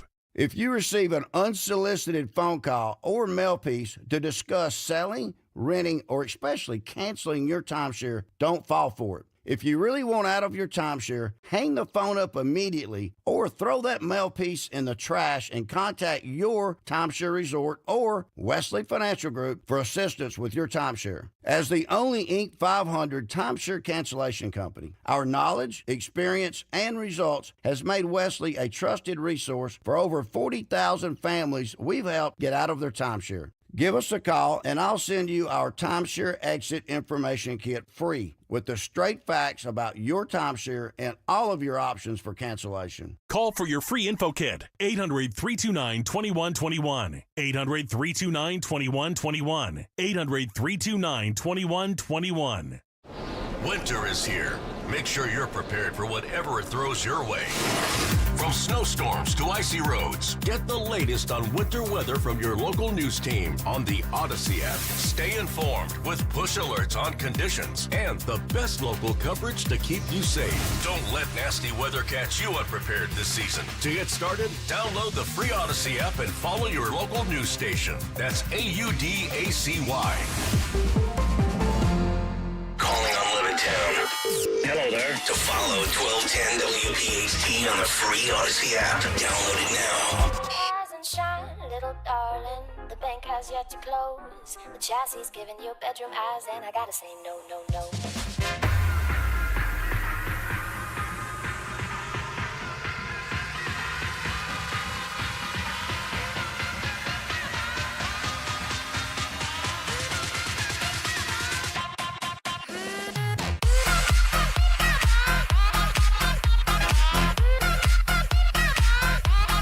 Producer Dan ain't smiling tonight, but he's moving and grooving in the producer's booth. Where's the producer cam and you need it? It's there. I just don't have it on. Convenient. I can put it on if you want, if that's what you're really curious about doing. It was like Kermit the Frog flossing. It's on now, but there you go. Yeah, but they missed the show. They did. They missed the Oh, show. well. Oh, But well. you didn't miss the show. Don't worry. You're here on the Matt Rooney Show. There you go. Kimmy just said over on YouTube, please make it stop. Are you referring to Dan's song?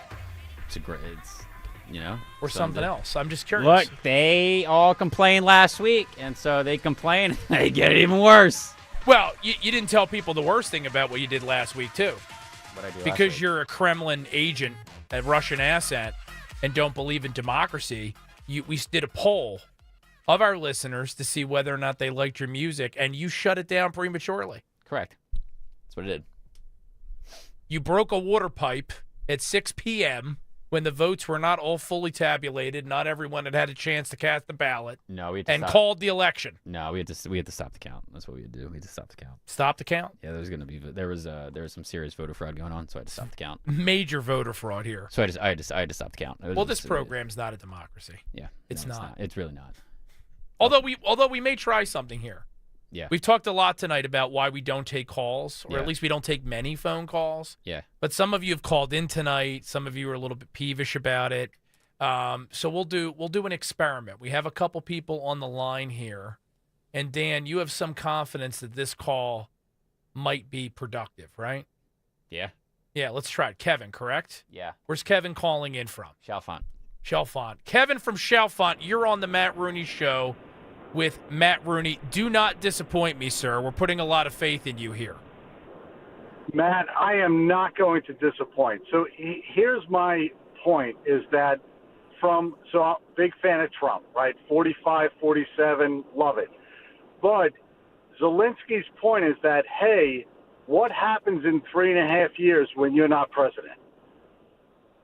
What happens if we get another weak guy, a senile guy like Biden, in office, and then I have no guarantee? So I get they have a guarantee with the minerals and stuff like that. Right. But what happens when we no longer have a guarantee? Because in 4 years, our country is so silly that they're going to elect another retard like Biden. I can't say retard. I'm sorry. Another senile guy. I think you like can, Biden. but let me get a ruling on that. I think that's allowed, right? You Yeah, I mean, you're not going to get me fined. So long as you're not going to get me fined, That's not dumb. Kevin, then I don't care. Well, I totally apologize if I shouldn't have said that. But what happens if we get another senile guy where we have no idea who's running the government? Because we're not fools anymore, right? DOGE is showing us that why are we paying taxes? Like, it's so silly. But what happens, and this is Zelensky's point, is that, hey, Trump, you're in office for another 3.5 years. What happens after that? So that is Matt, perfectly that's my question. Well, no, it's a perfectly valid point. And I've also heard Zelensky state the obvious, which I fully agree with, which is that you can't trust Vladimir Putin. There have been assurances that have been made in the past that he has then blown right by, or deals that he's made that he's later disregarded when it was no longer convenient for him. But here's the question that I think we're confronted with, accepting the fact that Putin is not a trustworthy guy, accepting the fact that the United States is a democratic system, so it's entirely possible that we'll have, I don't know, President AOC in 4 years, Vice President Fetterman. What can we do right now as the United States, or maybe I should put it better this way, what should we do? Oh, we don't have him anymore? No. Did he drop? No, it was just time. Did you drop him? Yeah. Well, I was going to talk to him. You ask the question, get down. See, this is all right. So I want everyone out there to see what just happened here. That is not me keeping you from calling in and interacting with me. It's the little Putin on the other end of the glass here. Yeah, I demand money. That's literally what it is. Right. Give me money. Or But else no, I'm I mean keep he was a good caller. Right. Because he wanted to have a conversation. I understand. All right. Well, Kevin, I am sorry. That was not my decision. But look, I'll answer the question all the same, right? And I'm answering the question with a question. What can we do, or what should we do right now to end this war in a way that's favorable to the United States, to the Ukraine, to the West generally, before Donald Trump leaves office, that we're not already doing? Should we send them more money? Should we put boots on the ground? Should we okay additional strikes into Russian territory, which Biden infamously authorized before leaving office? What I've yet to hear from anyone, and again, I'm accepting the good point that Putin is a liar, right? I've yet to hear from anyone that's supportive of continuing to actively engage this conflict what the alternative plan is to what Donald Trump is now proposing, a path to peace. Donald Trump, as we sit here tonight, is the only one who has proposed an alternative to continue to running up against the edge of World War III, which is where we're at right now. I would, and this is not just some rhetorical flourish on my part, I'd like to hear another proposal. And I don't know what you do at this point. China and Russia and North Korea and that block of bellicose powers have an endless number of grunts that they are willing to throw into a meat grinder. They don't value human life like we traditionally do. So how do you defeat them? I just want to know. It's not a rhetorical question. I'd like to hear an alternative proposal. And if there was one on the table, I'd be interested in it. But I don't think it exists. As we've been discussing tonight, when you're fighting a nuclear power, once boots are already on the ground, you've lost your ability to deter that bad actor. what else can I say? Right? Victor David Hansen, who I'm a big fan of, actually put it quite well. It's another one of these super long Twitter posts, so I'm not gonna read it all to you, but I'm gonna share it on my X page, Matt, Rooney, and Jay, if you want to go check it out. And again, that phone number is 855-839-1210. If somebody else wants to call in with something worthwhile, I will try to keep Dan from dumping you prematurely. But he's like Putin. He doesn't always keep his promises, so I can't guarantee you anything. Here on 1210 WPHT. Back in a second. Talk Radio 1210 WPHT. Get ready. Friday, March 21st. Talk Radio 1210 WPHT presents our 8th annual Radiothon, benefiting the Travis Manion Foundation, presented by Edelman's Coins. We will be live from 6 a.m. till 7 p.m. with special guests, surprises, and fun. Plus, hear stories about how your donations to the Travis Manion Foundation go directly toward empowering veterans and families of the fallen nationwide by training them to become mentors to youth, find healing, and unite communities through service. Listen Friday, March 21st, beginning 6 a.m. on Talk Radio 1210 WPHT and the free Odyssey app. Thank you to our sponsors, Edelman's Coins, Philadelphia's local bullion dealer, Emmons Roofing, Windows and Solar, online at emmonsroofing.com, Oliver Heating and Cooling. Call Oliver for all of your heating, cooling, plumbing, and electrical needs. And Stockwell Elastomerics, where careers are made and ownership is earned. Do you want a new opportunity with great pay, benefits, and a team that cares? Stockwell Elastomerics, a 106-year-old employee-owned company in Philadelphia, the city of winners, is hiring sales engineers and motivated manufacturing workers, skilled or eager to learn, day or night shifts. Their employee stock ownership program lets you become an owner, not just an employee. At Stockwell Elastomerics, you're not just joining a workplace, you're joining a family. Apply at stockwell.com. Stockwell Elastomerics, where careers are made and ownership is earned. Feel like everything's clouded by doubt? Visit CaliforniaPsychics.com. Our psychics are available to talk 24/7, and we guarantee if it's not life-changing, it's free. Experience the joy of certainty. California Psychics. First time seeing my son, I feel like my life did a 180. He really a definition of like why he loves somebody. Through all of fatherhood's first, never stop being a dad. Visit fatherhood.gov to hear more. Brought to you by the U.S. Department of Health and Human Services and the Ad Council. Hey, Mount Laurel. We know your favorite station is WPHT. Tell your smart speaker to play 1210 WPHT.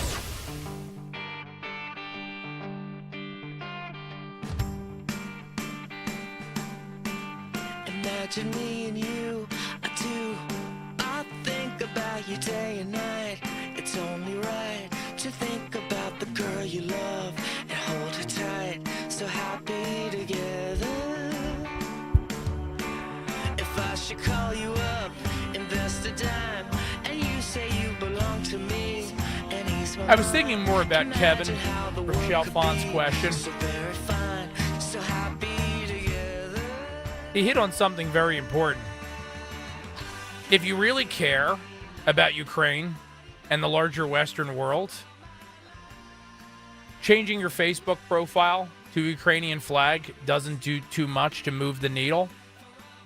Winning elections is really all that matters.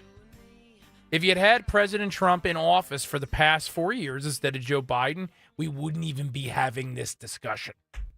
It's inarguable. But here we are. We've devoted half of a show to it, much to Dan's chagrin because he wants to talk about other things. But good news, Daniel.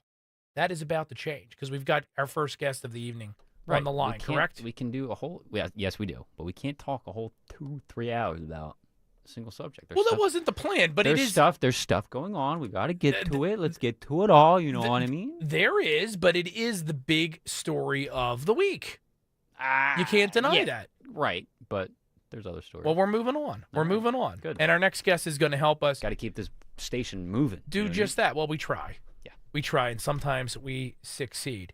Well, our next guest is succeeding at many, many things. She's helping build a movement. Hopefully, she's going to be helping my home state this year. She's a former UPenn collegiate swimmer. You probably know her best, or at least first became acquainted with her because she competed alongside transgender athlete Leah Thomas. Since then, she's become an advocate for women and women's sports. But more recently, because I'm a Jersey guy, she came back onto my radar because she is working with Scott Pressler as the New Jersey coordinator for early vote action to register as many common sense New Jerseyans as she possibly can between now and November to help flip the Garden State. So without further ado, Paula Scanlon joins us on the Matt Rooney Show on 1210 WPHT. Paula, pleasure to finally get a chance to speak with you.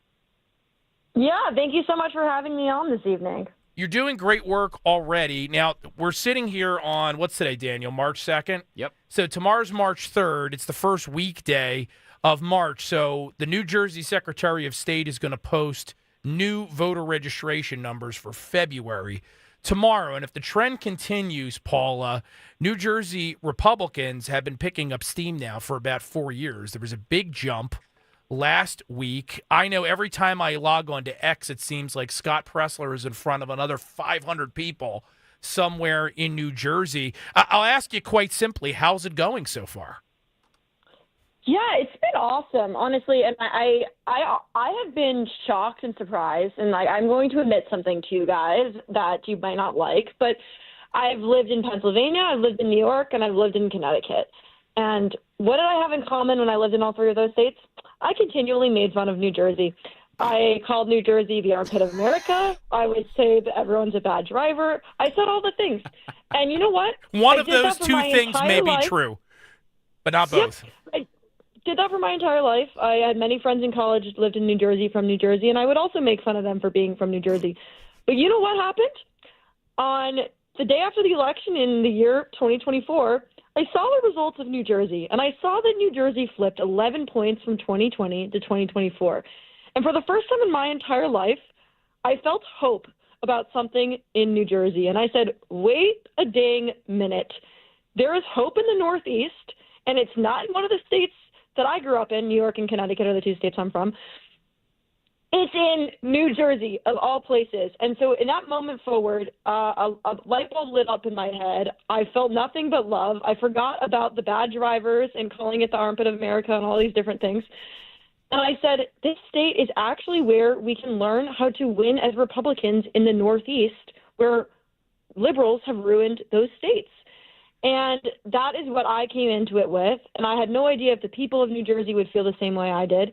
And I have found from the couple of months we've been doing this now, the people on New Jersey want change. They're tired of the failed Democrats leaders in the state, whether it be at the federal level, the ones representing them in Washington, or their governor, or their state assembly members, you name it. The people feel failed, and they're tired of it. And there is so much desire in New Jersey to help and get this done. And that, to me, has been so inspiring. And honestly, I knew there would be people interested, but how interested the people are in New Jersey, I was not expecting it to be this enthusiastic and this excited. And so, sorry for the long answer, but I'm shocked about that the most. And I think we're really going to do great things in the state, not just in this year, but beyond that.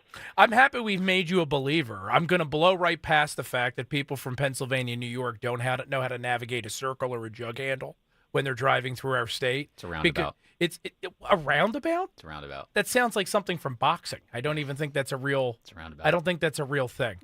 I'm going to mute your mic next. But I'm so happy with all the work you're doing, Paula. I'm just going to blow right by it because look, you're right. New Jersey, I've been arguing this as a native New Jersey in my entire life for the longest time. We've always been purple. It's that we just haven't had the infrastructure to move us towards a purple future or a red future. Now we finally have good organizations like yours that are on the ground here doing the work that a Republican Party, would traditionally do but haven't done for a long time. And I'm noticing that Scott is getting massive crowds up in North Jersey. For those of you that don't know your geography, one thing that makes New Jersey different from some of these other states that Paula mentioned, it's very diverse. And you've got some communities up in Bergen County and Hudson County that are, for example, 70% Hispanic that Donald Trump actually won this past year, November 2024. And it's part of the reason why New Jersey is turning. I wonder, Paula, when you and Scott and your organization go to these events, have you noticed that the crowd is diversifying relative to what you've seen in the past in other places?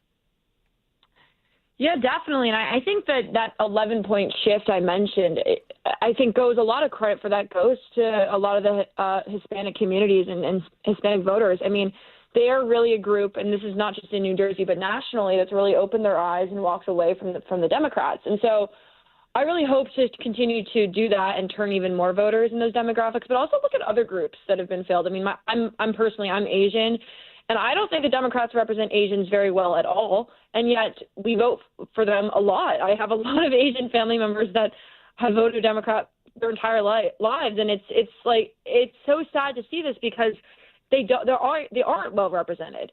And so that is something we are looking to do, and I have noticed exactly that it's diversified. I mean, the people that vote for Republicans and want Republican leaders are from many different backgrounds and many different groups, and it's especially interesting because the Democrats try to paint the Republican Party as racist, as hateful, as all of these things, but in reality, we are more diverse than the other side is, and I think New Jersey is a good show of that. And so absolutely, we are going to keep getting those groups in and applying pressure. And I think that these minority groups are going to make the difference in winning the Republican governorship. So help us understand this. And you're speaking to a middle-aged white guy here, right? Speaking to an Asian woman that is out there registering New Jersey voters. What is it, for example, about the Asian community that made them traditionally reluctant to join or at least consider voting for the Republican Party, and what's changing now? For example, is it the America First message that Donald Trump has been espousing? What's different now? Yeah, well, I think Asians in general, there's, the idea of liberal, people think of free, and so a lot of people when they're immigrating from other countries, they automatically want to vote for the party that has that word that's more affiliated with free. And so that's a lot of the times how these immigrants will be part of that voter bloc. But, Asians are very status quo. They respect authority. And I think that there is, in a way, the Democrats have really said, oh, well, we have all these things and all these rules, and we're the more common thing, and that we are what you should vote for. And that message has really resonated with a lot of Asians, at least for the people I know personally, people in my family, people in our communities. But people are starting to break away from that. And it is interesting because I receive messages regularly of Asian Americans saying, I'm so grateful for your work, and it's not because of stuff I've talked about sports, it's not because of the work I'm doing with Scott Pressler. They'll say to me, I'm really glad that you are representing Asians on the Republican side because we don't feel represented.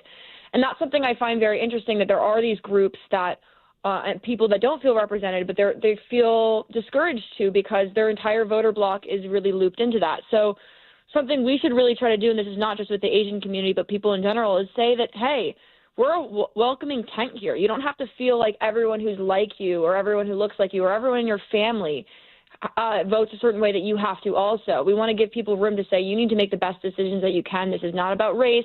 This is not about socioeconomic status. It's not about any of that. This is about looking at the policies and saying, I do not feel represented by these Democrats. And Phil Murphy, I mean, I've heard complaints about him from people years before I ever even ventured into the journey of doing political work, or even political work in New Jersey, for that matter. People don't feel represented. They feel like they're overtaxed. I mean, people are leaving New Jersey to go live in other states like Florida, and we have to look at why. And I've heard from even renters, homeowners feel pressed because of property taxes, but renters are in a horrible position because they feel like their rent prices are getting unreasonable. And again, it's really the affordability in the state that I hear the most. And so we have to tackle those issues. We haven't heard the Democrats really propose anything that I think would really help the people. And we're just saying, hey, this is not about party. This is not about race. This is not about any of these things. But we are here to help you and put better policies into the state of New Jersey. And that is done through Republican leadership. No, it's so true. We have one of the worst returns on our dollar of any state in the union. Hopefully people are waking up to that. I'm talking to Paula Scanlon. She wears a lot of hats. She's one of the leading advocates for women's sports in the country, right up there with Riley Gaines. She is currently the Early Vote Action New Jersey coordinator, and that's what we're talking to her about tonight. Last time Scott Pressler was on this program, he did the Scott Pressler, and he gave this incredibly detailed, insightful kind of verbal instruction manual on how to register voters. I won't ask you to do a Scott impression, Paula, even though it's always entertaining when he does it. But tell us, if we're Garden Staters like I am, and we want to get involved in the fight this year, how can we get involved with your organization? What can we do to start registering voters and turning the tide today? Absolutely. Well, you can reach out to me personally. I go through my X inbox and I flag appropriate volunteers and people who are more interested in getting involved. So feel free to shoot me a DM, Paula Y. Scanlon on X. But beyond that, I mean, our website, Early Vote Action, there's also more information there. You can also reach out about volunteering through the website. That's earlyvoteaction.com. This is really something that cannot be done without grassroots efforts. I know a lot of movements, especially in the political world, there's a few faces of them. And I've worked on a few different issues now at this point. And I will say this, and I tell everyone that I talk to this, these issues do not get across the finish line if it's not for the grassroots people. There are everyday people. If you personally, whoever's listening to this right now, and you go out there and you register one Republican voter, you're going to say, well, guess what? That's not going to make a difference. No, you're wrong. It does. And that's really what this is about. It's about grassroots people. And again, nothing gets across the finish line if it's not for volunteers and the people who are registering only a couple of voters or only volunteering when they have a free weekend.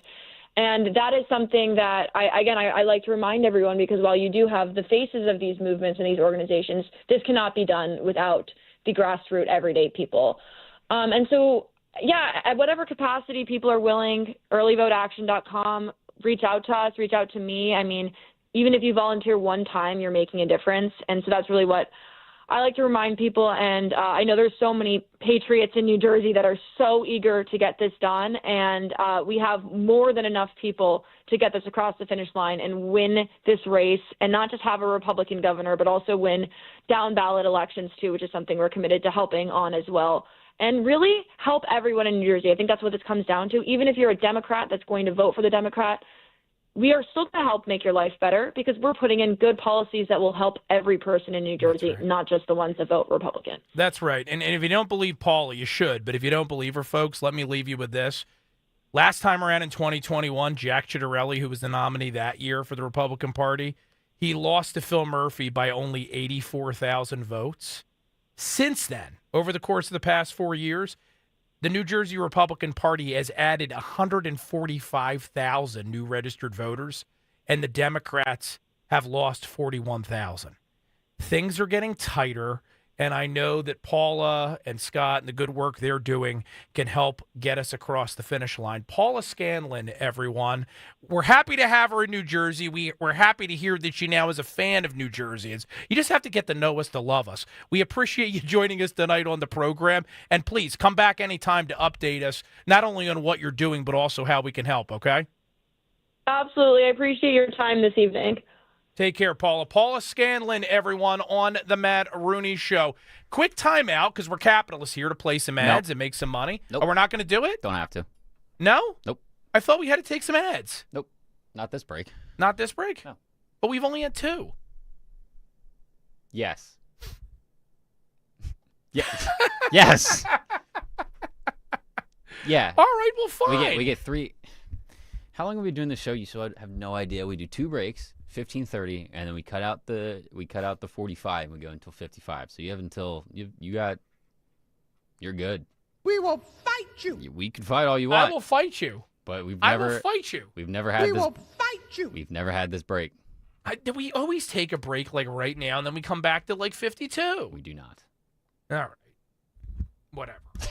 We do not. It's not true. It's 100% true. It's just simply not true. I would know. I run the board. Look, people don't know. People don't know. We actually have a trained monkey that runs the board. Dan's actually, we give him a button that doesn't do anything, and we tell him to press it. Yep. No one knows that.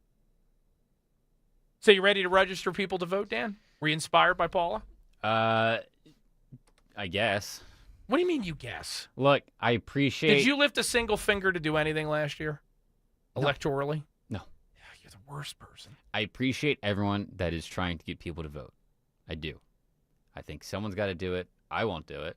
But also, I know that people have their own opinions, and I know personally if someone tries to force it down my throat, I just don't want to do it. So, maybe they have ways of doing it that I just don't know. But I know I don't want something pushed down my throat, so I'm not going to push it down someone's throat. Well, I think everyone should vote. I think everyone should register to vote. Yes, 100%. Well, so full stop here. So what Paula and Scott Pressler and some others are doing, they're not walking up at the people's doors and saying, hey, listen, here's a ballot, vote for Republicans or else. That's not what's happening. Right, I know that. They're reaching out to people. Presumably, I don't know what their formula is, but they're people that are high propensity likely to be on our side of the aisle, our side of the ideological divide, and encourage them to do something that they're inclined to do already, which is register to vote. That's it. It's very passive, really, when you think about it. Yeah, but I'm also not going to, like I said before, I'm not going to sit here and tell people how to vote. I mean, I'm going to tell them to register to vote. But, I mean, like I said, maybe that's where people disagree with me on things, but I'm not going to tell people how to vote. I mean, they have their opinions. I have mine, so they can vote the way they want. But they're not telling people how to vote. That's what I'm understand that they're not. I say, here's ways. You're arguing about nothing. It's not an argument. I'm just saying, I'm not going to do it, so someone else can do it.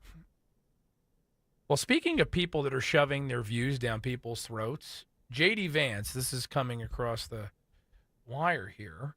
He was on a ski vacation in Vermont that got interrupted by pro-Ukrainian demonstrators. Yeah. That happened over the weekend. Yeah. Lovely people. Yep.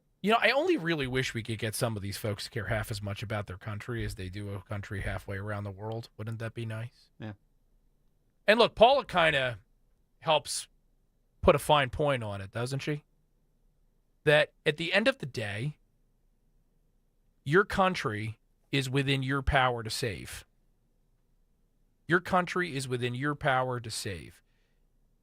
You have now spent, how much money was it, Daniel? $170 billion? 60-some.9 billion. Well, that's for military aid, but not total aid. Oh, total. Total. It's a ton of money. $100 billion, which has gone missing. You've spent that much money, and it's barely made a drop in the bucket in Eastern Europe. But just you going out and helping register some of your neighbors to vote can make such a monumental difference for your country and the entire world if you do it this year in New Jersey. Many of us did it in 2025 or 2024, rather, in Pennsylvania. We can do it again this year on the other side of the Delaware River. So I've said it many times on the show, and I'll say it again. I got on a bus. I went over to Pennsylvania in 2024. I knocked the doors. I tried to help do the work. You gotta return the favor in 2025 because there's an awful lot riding on it. Plenty riding on it. And if you come on over, contrary to what Paula says, the only thing she said I disagree with, we're actually quite good drivers. No. Yeah, Pennsylvania has worse drivers, if we're going to be honest. You know what's funny? Everyone said it's true. Everyone from every state says they're like people from like. That is accurate. Everyone thinks that everybody's state is the worst. Right. driver. They're all going to say people from Idaho. People are going to say, Iowa's the worst. And people from Pennsylvania are going to say New Jersey's the worst. People from New Jersey are going to say Pennsylvania's the worst. Like, no one's ever going to acknowledge that their own state sucks. Everyone sucks at driving. Literally. I was picking up food yesterday from the bar that Bella works at. Everyone in that parking lot's an idiot. I don't know what it was. They all just sat there and they all just waited. Like, what are we doing? Everyone's an idiot and they don't know how to drive. I think that generally driving quality is degrading. I think people are becoming worse drivers. You take your life into your hands every time you go to a Wawa parking lot. Yeah. Retake your driving test at a certain age. Is that what you think should happen? If I got to take it at 16, I should be able to take it at 64. You should have to get a refresher. Exactly. At what interval? Whatever interval you want, Like, you can't see, get your eyes checked. You actually can't drive, then take the driving test again. See, I don't think it's a mental acuity thing or, hey, you're getting too old and you don't have reflexes anymore. I just think people are becoming less concerned with other human beings. So they're more aggressive. They're less likely to be deferential if somebody's changing lanes to let them safely change a lane. I think it's almost kind of a manners thing. Look, the way that I see it, I care about my own car, right? It's my car. I don't want to get into another accident. So I'm going to be careful to get into someone. Like, I'm going to be careful with my own car. Right. So I would hope that someone's like, I don't want to wreck my car, so that they would then do this, they think the same way. But I'm often wrong. You're often wrong. So that's That's why I hope people think the same. But I guess some people do, some people don't. Some people do, some people don't. But Pennsylvania's still worse than New Jersey. Also, apparently, according to Jimmy Minnelli, I'm channeling my stalker with the whiny complainer routine. I'm not complaining. I'm not whining or complaining. I've gotten 3 texts in like the past 3 minutes with people that listen to the show saying, "What's wrong with Dan?" A lot. There's everyone thinks you're going through something. There's a lot wrong. We're calling an audible. It's called my period. The final. We did say you were transitioning, but I didn't realize the transition had gotten that advanced. Oh, yeah. Good night, everybody. I had no idea. All right, well. I just won't say anything for the rest. I don't think you should. I think you should just sit there quietly. Yeah. We're actually going to scrap what we had planned for the final hour. We're just going to give you Dan therapy. It's going to be group therapy. We're going to figure out what's going on and try to get him happy again. At least now you're laughing. I've been laughing, yeah. Look at that. I was going to say $1 million smile. It's more like a $4.25 smile, but I'm still happy to see it. Here's what people don't understand. What don't they understand? A lot of the times, it's just an act. Is it just an act? Yes, people play characters on the radio. All right, this is not. Is that what this is? This is an act? Look, I don't go home and this is how I act at home. It's really not. I don't act like this off air. Your mother said that you're being grumpy tonight. Okay. Your actual mother. All right. It's like. Thank you. Just saying. Thank you. I'm just saying. So listen, we're gonna take a break here in a little bit. We're gonna get Dan some happy pills, and after we medicate him, we'll be back in our third and final hour. We got our buddy Dan Cerrucci, another Dan. This Dan's usually a little bit more jolly, and he's gonna talk to us about a bunch of stuff, including a little bit more in New Jersey 2025, that seismic Trump-Zelensky blow-up in the Oval Office, and whatever else we find interesting here on the Matt Rooney Show. Remember, youtube.com/@1210WPHT. Toss the dice, it had to be. The only one for me is you, and you for me. So happy together.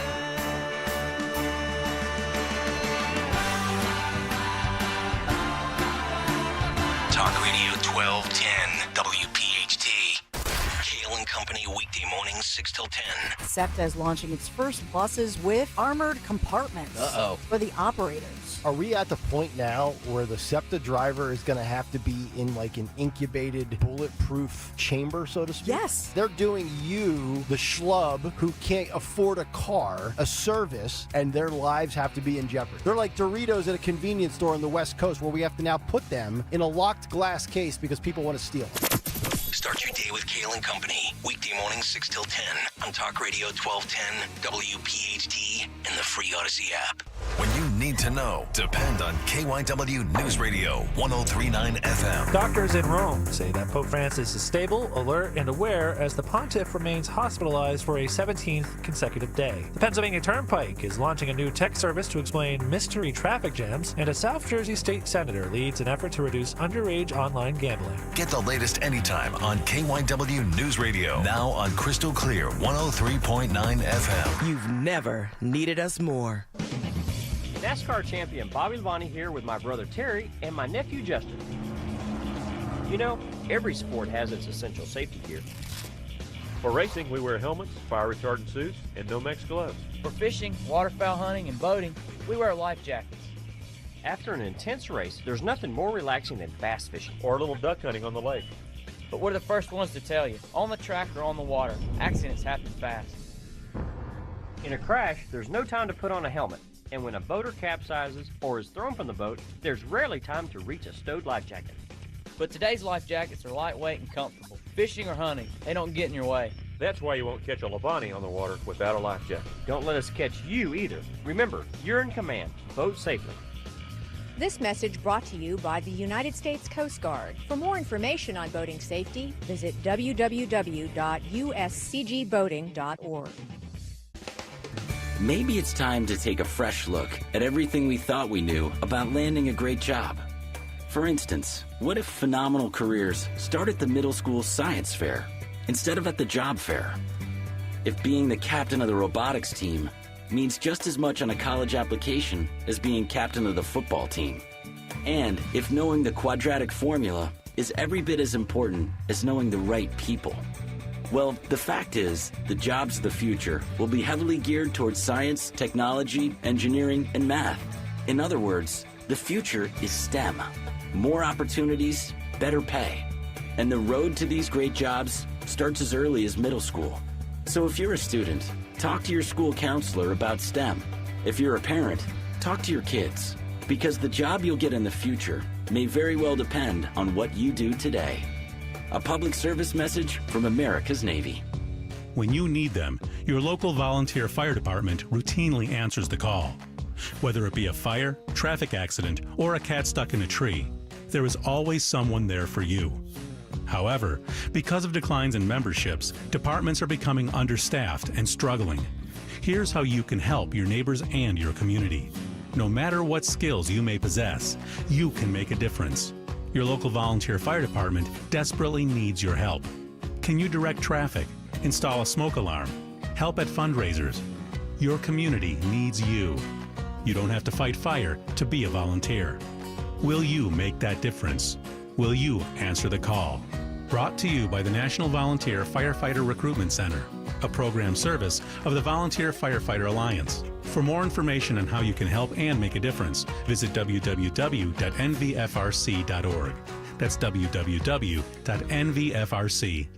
WPHT, WPHT HD, WOGL HD3 Philadelphia. From the Piazza Auto Group Studios, experience the power of one with 8 brands and 25 locations. Always live on the free Odyssey app. Edelman's Coins, Philadelphia's local bullion dealer. Edelman'sCoins.com. Hi, this is Dom Giordano. Let's face it, most people fear the dentist. It's a real thing. It's called dentophobia. But my friend and dentist, Dr. Robert Bentz, understands this. I've seen over the years how he's helped even the most fearful patients overcome their anxiety and show them a comfortable, positive dental experience. Give Dr. Bentz a call, 610-272-6949. Take care of that dental work that you've been putting off and finally get that smile that you've always wanted. 610-272-6949. BentzDentalGroup.com. We all hear the radio ads about the IRS. They tell you to be afraid, to be scared, and they try to frighten you into calling. I'm not here to do that. Tax Relief Advocates is different. TRA is here to tell you that if you owe money to the IRS, whether it's $5,000, $50,000, or $500,000, we have a solution. It doesn't matter if you're sitting in your car, at work, or with your kids. No matter where you are, call now. 800-575-6481. Don't lose hope. TRA can eliminate or reduce what you owe to the IRS. Generous programs are now available that can give you a fresh start. Our passion is taxes and helping individuals fix their IRS problems. We have over 1,000 5-star reviews on Google and an A+ with the Better Business Bureau. You don't need to be afraid of the IRS any longer. End your tax nightmare today by visiting us online at TRA.com or call 800-575-6481. That's 800-575-6481. Tax Relief Advocates. Real solutions for real people. Free speech lives here. With Don Stensland, 10 till noon. On Odyssey's #1 talk station, 1210 WPHT.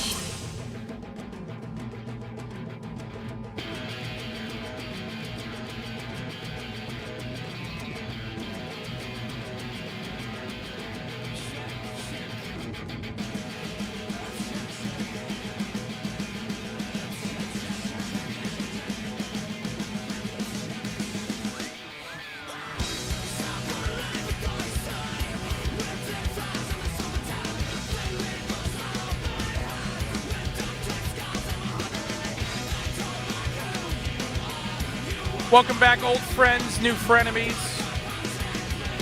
and all who lie elsewhere in between on the spectrum that is life. This is the Matt Rooney Show. Hour numero trace of trace. Can you sound more excited when you say that? Can I sound a little more excited? When you say this is the Matt Rooney Show, I need a little more. A little bit more from me? Yeah, that was pathetic. This is the Matt Rooney Show. Beautiful. And I'm Matt Rooney. Beautiful. So are you trying to get less grumpy tonight by trying to pep me up? It's fine if that's what you're doing. No, it's just the way you said it. Like, this is the Matt Rooney Show. Like, I need no, more. It wasn't that. It was not that grumpy. That's what it was. And that's why I need more. You're like, this is the Matt Rooney Show. Like, that's what I need, you know? How's this? Can I give you a little rhyme, a little jingle? Oh, God. This is from Newman Price over on YouTube. Sunday nights, when the bourbon and whiskey flows like an artesian well, Sunday nights get a bit loony when the dial is on 1210 and you're listening to Rooney. You like it? Yeah. It's very nice. Yeah. Yeah. That's what I like to hear. Yeah. That's the whole point. That's why I'm back. Creativity. I want the looniness. That's why I'm here. You want the looniness? That's why I make the show the way that it is. The zaniness? Right. That's why. Yeah. It's definitely different from your weekday programming. I'll tell you that. It's definitely different from your weekday programming. I mean, first of all, it isn't good. So right? So here's the way that I think about it. The weekday programming is like a Target. Our show is like a Walmart, Kmart kind of thing. But Walmart at right. midnight on a Saturday. Right. But Walmart at midnight on a Saturday is fun. So you know what I mean? It's it's a trip. You know, you're out like with your friends or so. You know, you want something to do like let's just hit the Walmart down on like Broad Street. You're like, all right, word. So now it's like let's just listen to the Matt Rooney show. So, wild people watching. There you go. You never know what's going to happen. There you go. Our show, wild people watching. You never know what's going to happen. If the dump button doesn't get pressed at least twice. I haven't had to the dump button of the show much at all. Not tonight, anyway. Not in the past. Not tonight. It's been tame. Not in the past couple weeks. Our one caller was very concerned, though, when he dropped an R-bomb. He was very worried that was a forbidden word.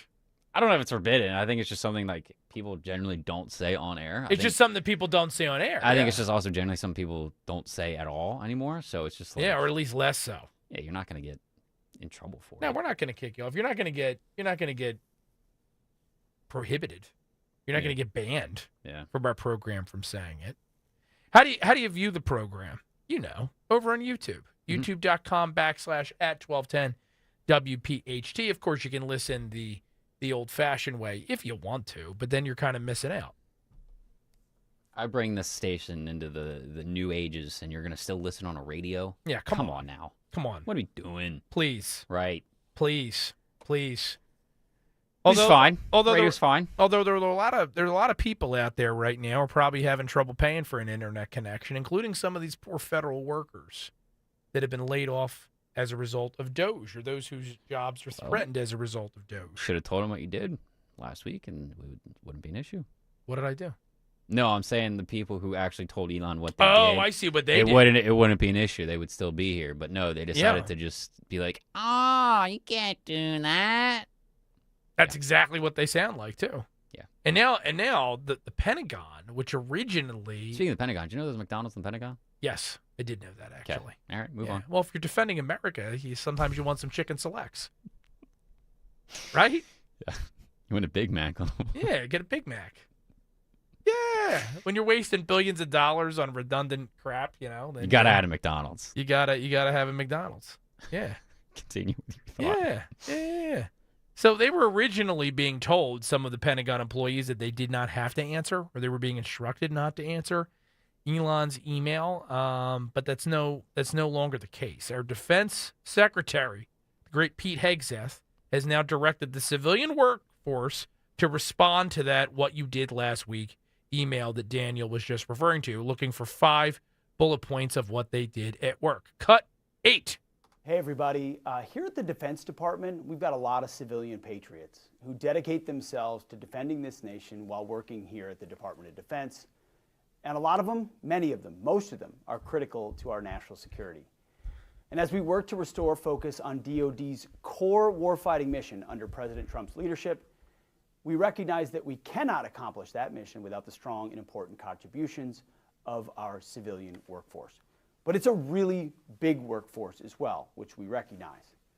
Now, on February 22nd of this year, OPM sent an email to all federal civilians asking them to provide, you remember this, approximately 5 bullets of what they did last week, describing their accomplishments. Well, the Department of Defense employees received direction to, at first, just initially pause responding to this request to OPM, just to pause. Now, as we said, following a review of Pentagon procedures and consultation with the Office of Personnel Management, because we work on topics of national security, of sensitivity, of classification. We needed to be careful on that front. I am now directing each member of the department's civilian workforce, just civilian, to provide those 5 bullets on what they accomplished in their specific jobs last week, to reply to that email and CC their immediate supervisors. It's a simple task, really, as Elon said, as the president recognized in our first cabinet meeting, just a pulse check. Are you there out to DoD civilians? Like he said, it's simple. It's a pulse check. What are you doing? We talked about it extensively on last week's show. Who doesn't have to report in like this to a boss? Right? I mean, I said my line of work, I bill in 6-minute intervals generally for most clients. So I'm constantly telling not only my bosses what I'm doing, but also my clients are physically seeing what I've been up to. Dan, you said you have to report in your world to your superior? I did, not as much anymore. Yeah, but it's not something that's alien. Right. It's not something alien as a work requirement. But these federal workers, for some reason, think that they're special. I wonder where they might have gotten that impression. And I want to give you an example. This is from MSNBC. It's the only reason to watch MSNBC, because occasionally you get some gold clips out of it. This is a federal worker. I don't know if we know where she's working, or if she even is working. But she was interviewed by that lefty network, and her reaction to Elon's email was, well, you listen to this. This is cut 6. Email that came out wanting us to justify our jobs with 5 things we did last week was on Saturday night. Yeah. And I was literally working on Saturday night to make up for all the distractions I had the previous week, which came from the executive branch. And so I'm working, trying to catch up on things, and then I get that email on top of it. It's very hard to keep your train of thought when you're getting threatened and harassed like that. So let's break this down. Threatened and harassed by asking what you did at work? Right. Come on, She was asked to provide 5 bullet points as to what she did over the last week, and that was so threatening and so harassing. She couldn't concentrate at her job and had to work Saturday night as a result. This is exactly the kind of person who should not be in the federal government. Elon knew what he was doing by weeding these people out. I have no idea what she does. She's probably in charge of the nuclear arsenal, right? Wouldn't surprise me.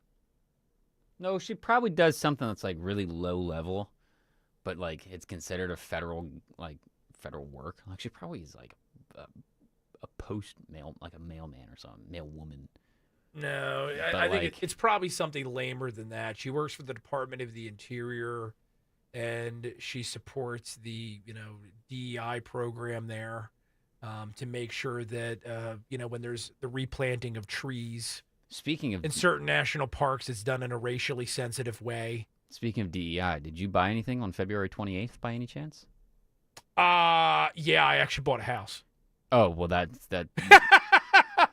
Okay, because I went to the other extreme. I bought real estate, and I won't tell you obviously where or how much, but needless to say, if some of you dorks out there were boycotting as a result of DEI, if you were in league with Al Sharpton, when you do the math, I probably canceled out a couple or a few thousand of you. So you're welcome. Yeah, that was an economic blackout for no spending money at all for the companies that got rid of DEI. Yeah. So.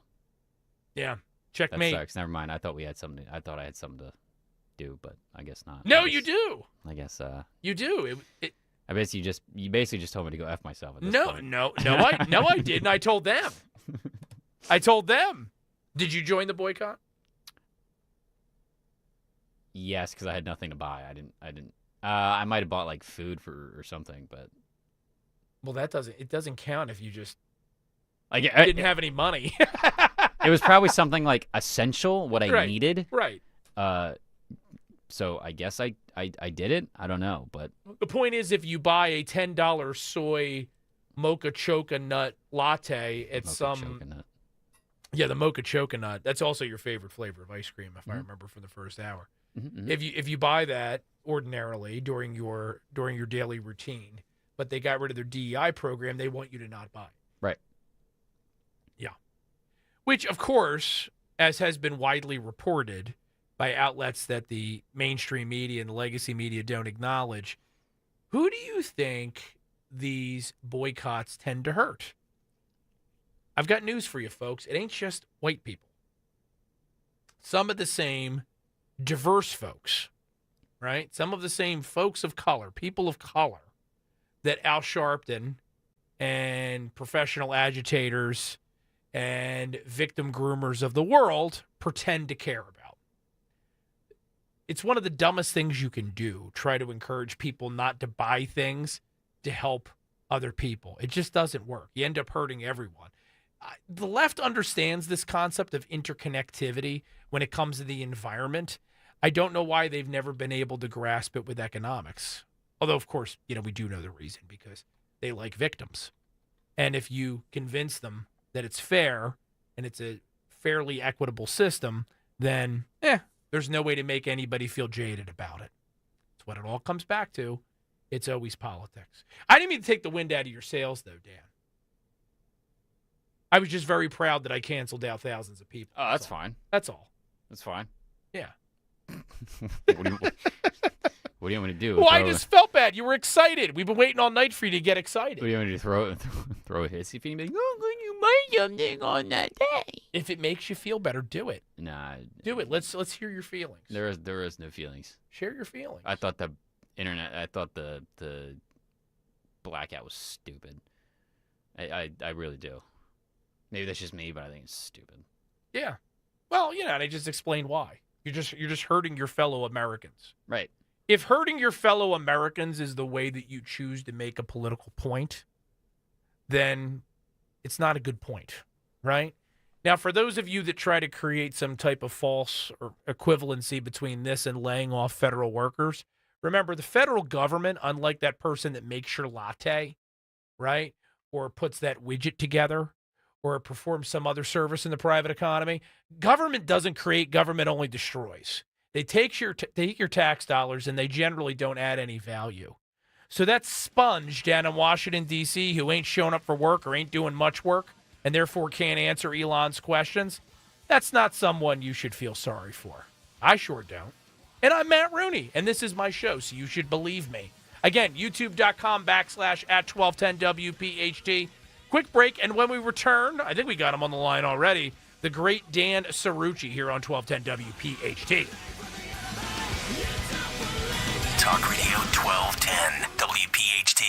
Hi, this is Dom Giordano. Looking for a natural way to boost energy, support your heart, stay active as you age? It's time to try Rescue Orosine. This unique supplement gives your body the essentials it needs to fight fatigue, improve stamina, without relying on sugar, caffeine, or artificial boosters. Plus, it supports healthy blood pressure and overall cardiovascular function, helping you feel your best every day. Right now, my listeners can take advantage of a special buy one, get one free offer on Rescue Orosine. Just use the code MYENERGY when you order. Call 800-26-ALIVE, 800-262-5483. You speak with a knowledgeable product consultant or visit res-q.com and enter that code MYENERGY at checkout. Don't miss out. This exclusive deal will not last long. Go to res-q.com and use that code MYENERGY, MYENERGY, to grab Rescue Orosine with that buy one, get one free saving. Stay energized, stay heart healthy with Rescue Natural Supplements. Pastor Brad Lacey here, First Baptist Church, Conshohocken. Join us Saturdays for the great message and be blessed. 5 a.m. right here on Talk Radio 1210 WPHT. There are times where high standards are vital. For example, your football team wouldn't let just anyone start at quarterback. And should you let just anyone give you guidance? We don't think so. In fact, at California Psychics, 98% of the psychics who apply to work with us don't make the grade. You see, we come from the home of free spirits and open minds. We're not short of spiritual believers or big dreamers. It's why we know better than anyone what makes a good psychic. California Psychics connect you with the very best, so we can guarantee if your reading isn't life-changing, it's free. Download the app or connect with us at CaliforniaPsychics.com. Right now, new customers receive 20 minutes for just $20. So, there's never been a better time to give our services a try. That sounds like a touchdown to me. Experience the joy of certainty. California Psychics. Have you subscribed to our YouTube channel yet? Not yet. Do it today. Okay. At 1210 WPHT. WPHT. One step beyond.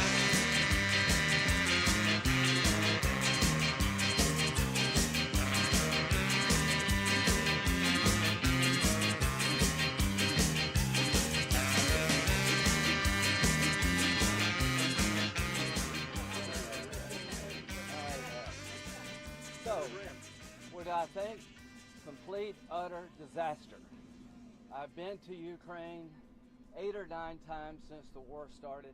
I understand the consequences of Putin's actions against Ukraine. I appreciate what the Ukrainian people have done. They fought like tigers. At the end of the day, I was hoping that this minerals deal, which would be transformative in the relationship, would go over well. I talked to Zelensky this morning. Don't take the bait. President Trump was in a very good mood last night. Somebody asked me, am I embarrassed about Trump? I have never been more proud of the president. I was very proud of J.D. Vance, standing up for our country. We want to be helpful. What I saw in the Oval Office was disrespectful, and I don't know if we can ever do business with Zelensky again. I think most Americans saw a guy that they would not want to go in business with.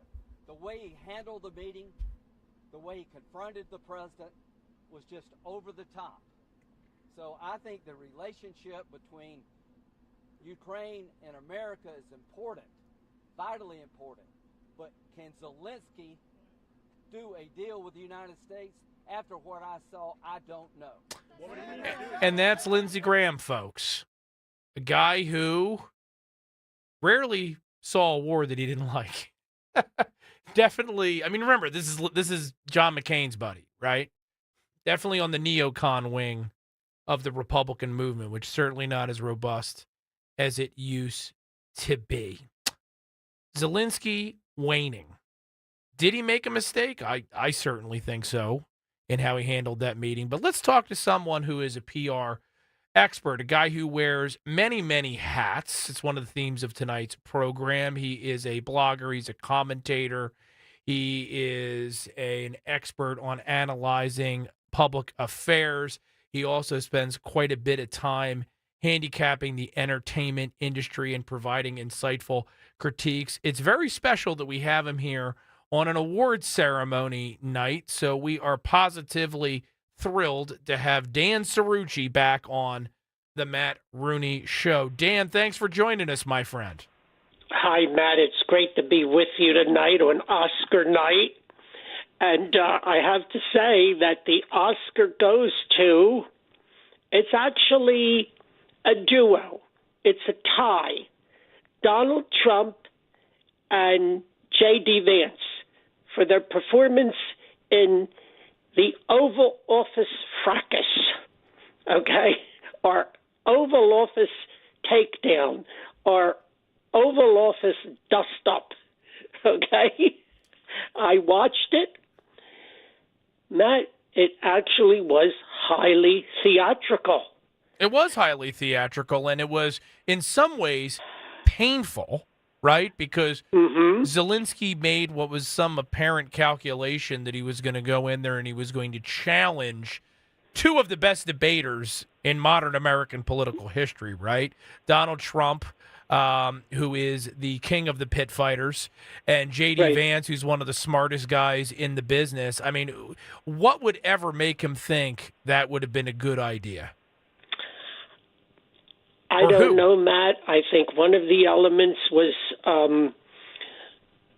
Zelensky's inability to totally understand English. He had a translator with him, but he wasn't waiting for the interpretations. A couple times he looked to the translator. But I think that where it went off the rails, Matt, was when it was a critical moment. Was when Zelensky talked about Putin coming after Ukraine and saying Putin was going to go further. He was going to go into Europe. He had these, big ideas about conquest.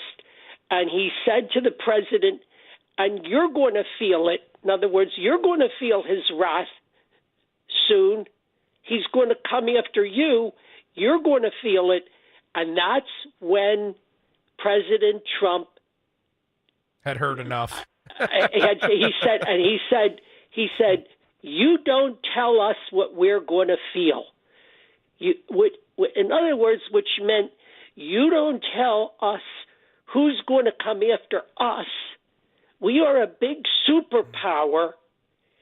You're just a little cog in the wheel. You owe everything to us. Yeah. You don't come here to this Oval Office, to this center of power, to the arguably the most powerful place in the country, and tell us what we're going to feel. That's okay? Right. And I think that's where it happened. That's where it ended. I have to say, I think that the president was very patient. I watched him very closely. If you looked at the body language, Zelensky had his arms folded across him. He was not open to a dialogue, whereas President Trump was very open. His arms were open. He was very patient. He allowed J.D. Vance to speak. And I thought the vice president, spoke for a lot of people when he talked about proper respect and so forth. Well, right. I mean, again, we have invested a ton of treasure in this enterprise, far more than any of the virtue signalers in Europe. So, yeah, when you give a gift or when you're supporting a friend, you don't ask to have your rear end kissed 24/7. But how about a simple thank you? And I could definitely tell that things were further heated up. There was additional kindling thrown on the fire when Zelensky says that we've been at this alone, which is most certainly not true. If he was truly at this alone, his country would have been overrun by Russia about 2 years ago, if not sooner. So it's just simply factually not accurate. So, Dan, I don't want to put words in your mouth, but as our PR guy here on the show, is it fair to say that this was a PR disaster for Zelensky? Or do you think there's any silver lining in it for him? I don't know where the silver lining is, because I watched his follow-up interview, which I thought was very revealing, with Brett Baer on Fox. I thought to myself, as a PR person, I thought to myself, okay, look, you're going to go ahead with this follow-up interview. All right, so here's your chance now to sort of clean things up. Right. Brett Baer asked him several times, do you feel you should apologize? Are you apologizing? And he never specifically apologized. So when I saw the Brett Baer interview, and I thought to myself, oh, my God, and Zelensky kept talking and talking and talking and talking. And I thought to myself, oh, my God, if I was the PR person, see, I would have said, oh, you're talking way too much. You're talking too much. You're talking yourself into an even deeper hole now. Yeah, and it's a hole from which I don't think he's going to be able to extract himself very easily. Dan, let's back up to 30,000 feet here for a second, because even though you have the energy of a man a fraction of your age, that's something you and the Trumpster have in common. You are older than me. I know you don't mind my saying so. You were alive during Vietnam. I wasn't. I have had a few people online today say to me on social media, well, Matt, we know how we deter aggressors. We saw what happened during the Afghan War, the Russian-Afghan War, right? We saw what happened during Vietnam. We just have to plant our flag in the ground and keep pushing back.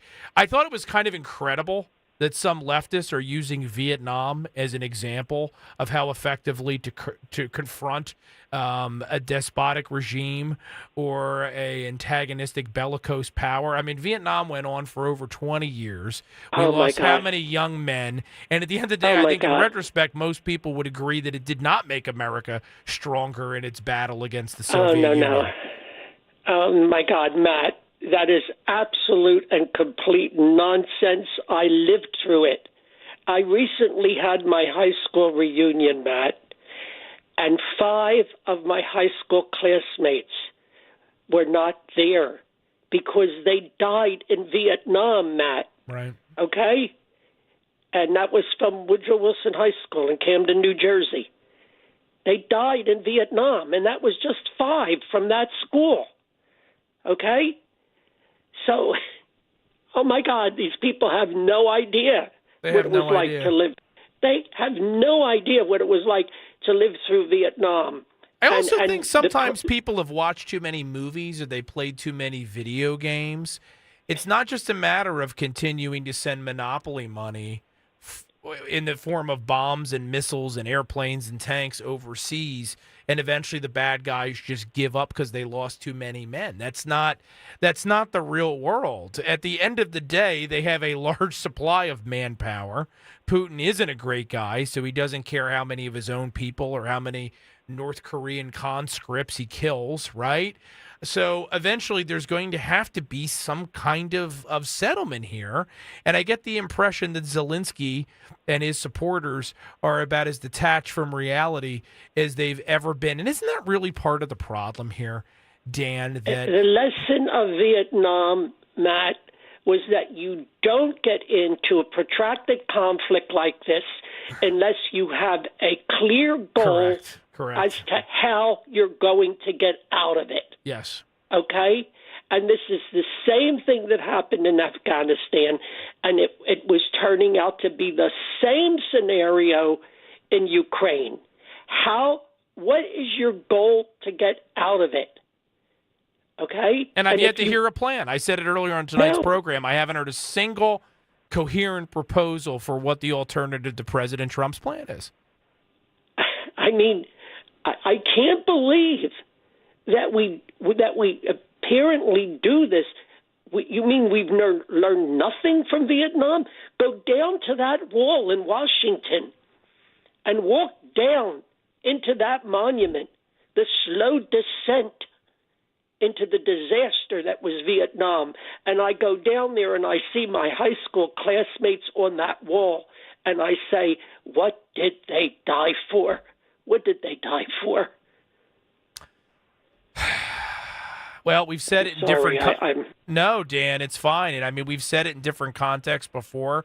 You wish sometimes that people understood history, right? It's more about just the knowing history, knowing the dates, the names, actually understanding what happened. And there's just too little understanding in America in 2025 of the events that shaped us. But Dan Cerrucci, everyone, dancerrucci.com, always insightful, always gives us, if you didn't know it now, you know it. You know it now. If you didn't know it before, you know it now. He always gives us the perspective that enriches our program. And if you want something a little bit lighter than tonight's discussion, you will be able to get a full analysis of the Oscar winners tomorrow at dancerrucci.com. That's not what I go to Dan's website for, because other than what's currently happening with this absolute bizarre investigation into the death of a Hollywood legend, which we have to have you back to talk about that at some point, I couldn't care less about Tinseltown. We did, though, there was some good news out of the Oscars tonight, Matt, and that is that a New Jersey guy, Sean Baker, from, I believe he's from Montclair, has already won 2 Oscars for the movie Anora, and his story is fascinating. So, again, a Jersey guy comes out on top, and that's a nice thing. I think that's a good thing. And New Jersey, as you and I know, Matt, an endlessly fascinating state. It's an endlessly fascinating place. Tons of fascinating people, including, I like to think myself, at least most of the time, and my buddy Dan Cerrucci. Again, dancerrucci.com is where you find him. Always appreciate you making time for us, my friend, Thank especially you. On Oscar night. Nice. We will be back on the Matt Rooney Show in just a moment. Don't go anywhere.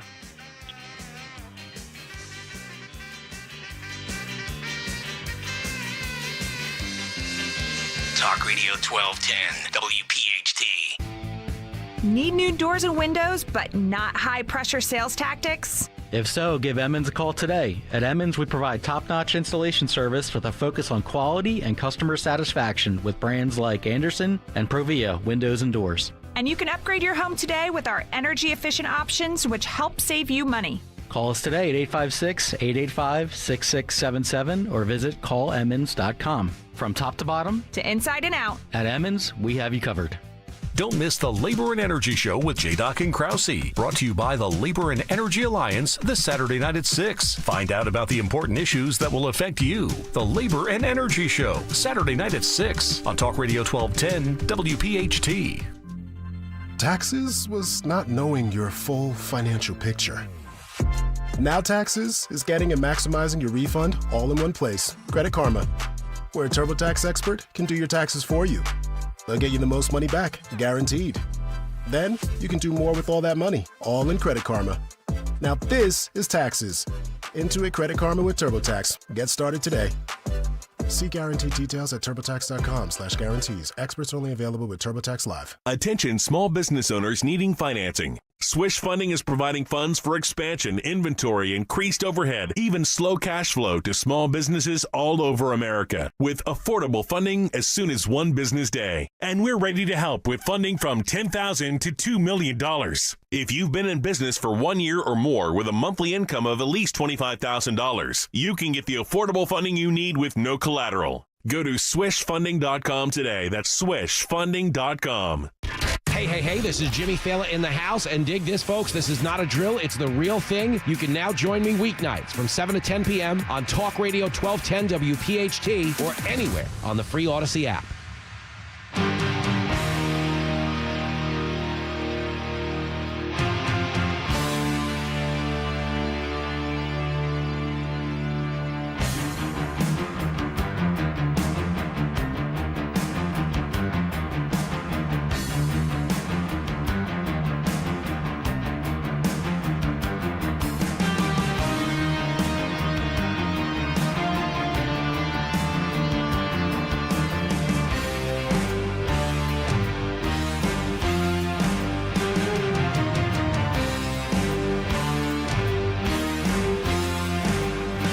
A good point made by Mangle Mush over on YouTube. YouTube.com/@1210WPHT. Says his dad served in Korea, and he said, "It is the first war no one will win or lose, and all the wars since and to come are strictly political."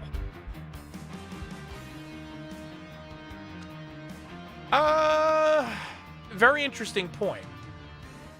And there's some truth to that. Our wars have generally become more ideological than they used to be. If you want to really get nerdy here for a hot second. Primarily, we used to battle one another, we being humans, over resources, right? Trade routes, a particular, type of commodity that helps run one country's economy. Or we fought over religion, right? Which is, in a sense, a form of ideology, right? Just not political ideology. It's the spiritual realm. But our war against communism was ideological. This war, it almost feels like in some ways it's mutating into a virtue signal. Putin, his motivations, whether you agree with him or not, are pretty clear. That he is a Russian nationalist who believes in and wants to restore the old Russian Empire. And he's got a country that is not only hostile to his on his doorstep, but one which wants to join NATO. So Putin decided that in the interest of protecting his imperial ambitions, the best thing to do was to invade Ukraine. And did he miscalculate? I don't know. I mean, you can make an argument that he did. He thought that the war was going to be over relatively quickly. It certainly wasn't. That may have had as much to do with the state of the Russian military as the initial aid that was provided by the West, chiefly by the United States. But here we are. Here we are. And it's the big story of the week. And that's why we've been talking about it here on the Matt Rooney Show. Again, youtube.com/@1210 WPHT is where you can join the conversation. English, now the official language of the United States of America. A lot of people don't know this because it's one of the things we're talking about this hour. A lot of people don't know much about their country. But even though English is far and away the dominant language spoken in this country, it's never been the official language of the U.S. until Donald Trump signed an executive order over the past few days. So does that mean now you can tell somebody to speak English and not be accused of being xenophobic?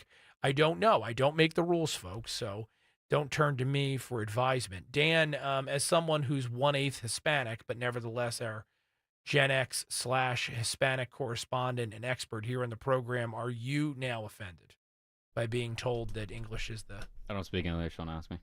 I don't understand English, I don't speak it, so I don't know. What is it that you speak? BS. Danese. It's a form of BS. Yeah. Danese. No, I think it's come to the United States, you speak English. Simple as that. I think your boy Vivek, because you're a fan of Vivek Ramaswamy. Mm-hmm. Or at least you were back during the election. Still am. But Vivek made the obvious comment. It's something that a lot of people just can't wrap their minds around. It's very much a practical concern that when you've got a 340 million person country that spans a continent, so diverse in so many different ways, you got to have some commonalities which pull you together, and one of them is a common language. If people can't speak to one another, then logically it's going to be hard to cultivate the kind of unity you need to keep a nation like this, well, united, right? It's in the title, United States. So it's a practical concern as much as any other. Sure, bring your traditions here. Speak a second language if you want to when you're at home or you get together for a family gathering or you're going to your church. There's nothing inherently wrong with any of that. But nothing wrong with insisting that people learn English. I just don't. Here's what I don't. It's not that I don't understand, but like, if you're going, at least me, if I was going to like, I don't know, Mexico, because that's a common vacation spot, I would want to know how to speak Mexican Spanish so I can communicate with some people, how to find things, how to get around, what to eat, what not to eat. Sure. And there's an expectation that you There's an expectation that you should know how to do that, or at least a little tiny bit of Mexican Spanish, so you can, like I said, so you can get around. That's right. But there really is no expectation of you to come to the United States and just be like, learn English. Yeah. Granted, there's classes for it. I'm not, disregarding that at all. I'm not disregarding the people who are actively learning English at all. But if you come to this country and you are here for like 20 some years and you've never learned how to speak the official language of that country, that's a little bit of an issue. Again, if you're learning, that's totally fine. I have no issues. I'm not discrediting you. Absolutely. But if you're here for a long period of time and you don't know how to speak any ounce of English, then it's just like, what are you doing? Well, it's kind of embedded in what you just said, right? We're not talking about somebody who just got here and they're learning. Yeah. We're talking about somebody that made a conscious choice not to learn it because that expectation is not out there. That's the unspoken problem with illegal immigration. It's not that people are coming here, generally speaking. I mean, some of the people that are coming are bad people, and we want to get them the heck out of here. ICE is taking care of that. But ultimately, the problem with illegal immigration is you're bringing in a ton of people with no expectation that they get in the melting pot and become part of this American experiment, right? People have to come here because they want to come here to be American. We don't want people to just come here to get a check and then send it home, but have no desire to be part of this thing that we've been working on for a quarter of a millennia. And speaking of which, since we're talking about Mexico, if you're wondering how Donald Trump's efforts to secure the border are going, according to Breitbart.com, this is hot across the wire here, migrant encounters at the border in February are down 94% from February 2024. 94%. I think the message is getting out there that this new government, this new administration, ain't messing around. We are a country that is going to defend our people. And by the way, 3,000 more U.S. troops reported heading to the border. would much rather see our men and women in uniform defending this country than going overseas to die in Europe's wars, particularly when, as our boy Dan Cerrucci just said when he joined us a minute ago, I don't even know what the goal is here. I don't even know what the plan is. Just saying. Well, Daniel, it's 9:43 p.m. in the East, and that means our show is rapidly coming to a conclusion, which also means it's time for easily the most concerning, disturbing, confusing several minutes in radio anywhere in this country or, hey, anywhere on the planet. And it's called... Hey, guys, gather round. Gather round. It's Twit Talk time. Indeed it is. It hasn't been disturbing in a while. Sometimes it's a little disturbing. There might be one or two offs, like one off in there, but like nothing. Maybe somewhat off-putting would be the better way to put it. It's a better word. Yeah. It's a better word. Not so much, I don't know. Well, we turned the program over to Dan for a short period, and he curates some really wacky stuff from the internet. Some of it's just funny. I think I've toned it down since the first time I was here. When you first were here, yeah, no, absolutely. It was a lot more disturbing when we first started it compared to now. Yes. We have some standards now. We're like halfway to a real show now. Right. Yeah, we have some standards. You know what I mean? I don't just exactly. I don't just throw anything that I chuckle at on there.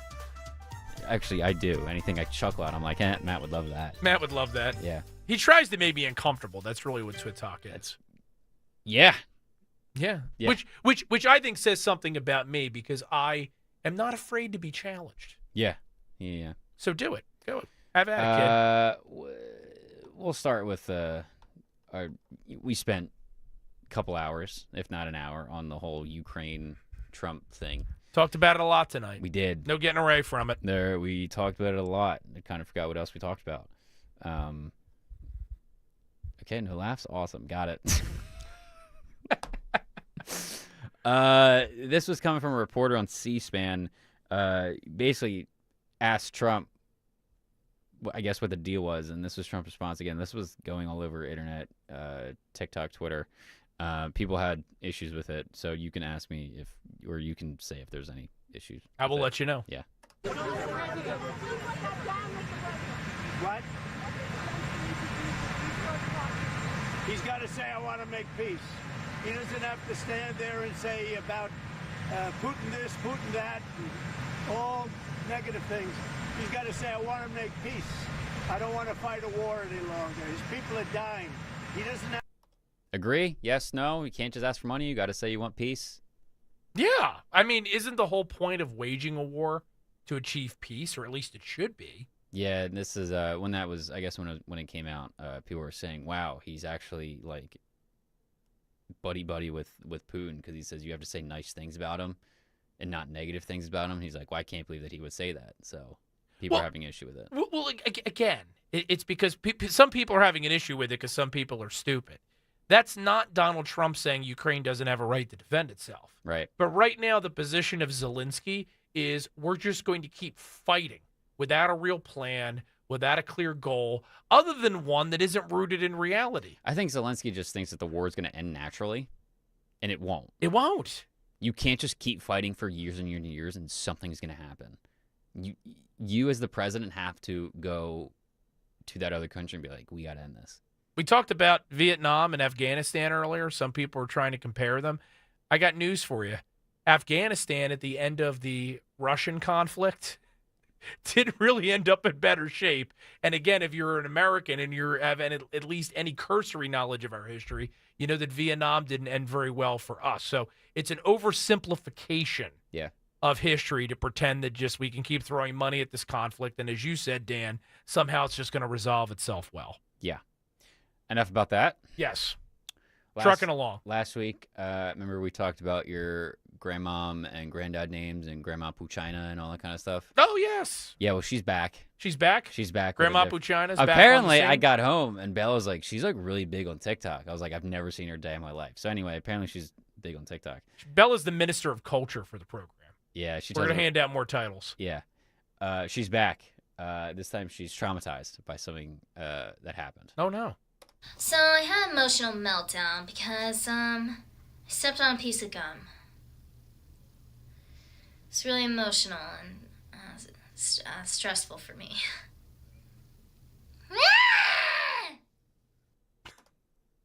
Stressful and emotional because you stepped on a piece of gum. Maybe that's what happened to Zelensky. Maybe he stepped on some gum before he walked into the Oval Office. Maybe that's what it was. Yeah, he should call Grandma China. Talk him off the cliff. No memes or peepees. Got to talk about Grandma China. That's right. Trucking along. There's some things that just should not be on TikTok, and there's just some things that should. I don't know if this is one of the things that should or should not. I was just gonna say, well, which one is this? I don't which know. Which bucket is this in? TikTok has this feature where you can comment on a post, and then you can reply to that comment with a video. And I guess this video is that someone commented on one of his past videos, so he's replying to it. Okay. I'm glad you explained that because I've never used TikTok. Yeah, the comment was, "Do you ride the short bus?" And this was, you have to, if you're not on YouTube, you have to go and you just have to look at this guy. I mean, like you can, anyway. Here you go. Oh boy. Do you ride with the short bus? I used to. It was hella good times.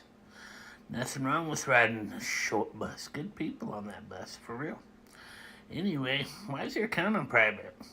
Why don't you go back under your rock? Literally cooked him. Best comeback I've ever seen. Go back to hiding under your rock. And what you don't know is that was the guy that drove Kamala Harris's campaign bus. Save the reveal for the end there. I mean, the guy's got like, what, 4 chins? Like, I don't... And why no shirt? I don't know. Also, if you realize one of his eyes was like lower than the other. Yeah, that ain't good. I don't know. That ain't right. I don't know if you noticed that, but one of... It sounds like there were some kissing cousins in that gene pool. Just throwing that out there. A while ago. That's Twit Talk. That's more the Twit. See, I make Dan put some substantive stuff in there. So, like, here's this serious clip regarding Ukraine. Nah, here's this guy who's clearly got some chromosomal issues without a shirt on. A while ago. On TikTok. That's more Dan's flavor. Yeah, you can tell what's mine, what's yours. yours. Gracious. A while ago, I don't know if you remember, but a while ago, there was some guy going around on TikTok that asked what the hardest substance people took was.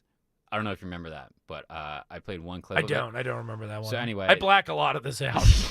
So anyway, the guy's back going around asking people what their hardest substance someone took was, and this was, Hardest substance you've ever taken, and how was that experience? Hardest substance? Like some Advil. Hardest substance, Advil. Advil. Not even Benadryl. Just, that stuff will get you there. Just Advil. Just Advil. Yeah. I mean, I'm right there with him. This is also something that it loses something unless you're watching on YouTube. Yeah. Because the guy, I don't think he's being funny. No, I think he's actually being serious. I think he thought about it, and he's like, yeah, I am really hard because I was freebasing Advil. We all know that Joy Reid, the Joy's no longer there. She got canned off her show. That was one of the best shows on network television. Huge shame. We lost a lot of good clips when she went off air. Same with selfishly. Same with Don Lemon. Yeah. Anyway, here's a TikTok of before she was fired and after fired. I'm going to go on a whim and say that there is no cursing in here because it's network television, but also the after, it seemed like that she filmed it. So we're going to keep a finger on the dump on right. What you're saying. Maybe I'll just let it go. Who knows? But yeah, we're going to watch it. Anyway, here's Joy Reid before and after getting fired. No fair. My body, my choice. Well, here's an alternative thought.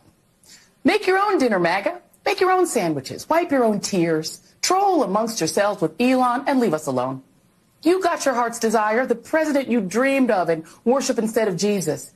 And this time, you didn't even have to storm the Capitol, smash the windows, or try to kill police officers or issue death threats to poll workers. See? You did it just by voting this time. Congrats. You got your way. And he even got away with breaking the law. Yay. My show had value, and that, I'm sorry, that what I was doing had value. And in the end, I'm sorry, I try not to cry on TV. And I think this is kind of like me on TV, so I apologize. and that it kind of, and then it mattered. I see Karen is there, and she's been texting me as well. And so what I will just say is that in the end, thank you. I feel terrible. Wow. Feel so bad. If it had value, you would still be there, but the entire network lacks value. When your entire network becomes simply fodder for conservative talk shows like this one to make fun of you, you don't have value.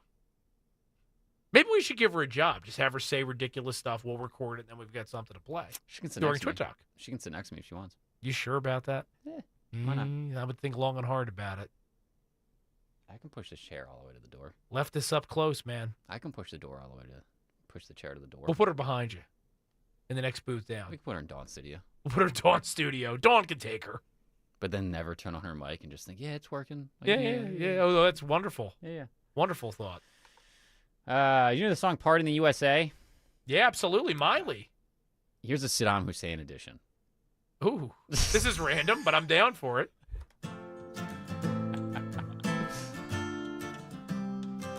I jumped in a hole in North Iraq with my air vent and my fan. Like Bravo 6, I'm going dark. They're never gonna find Saddam.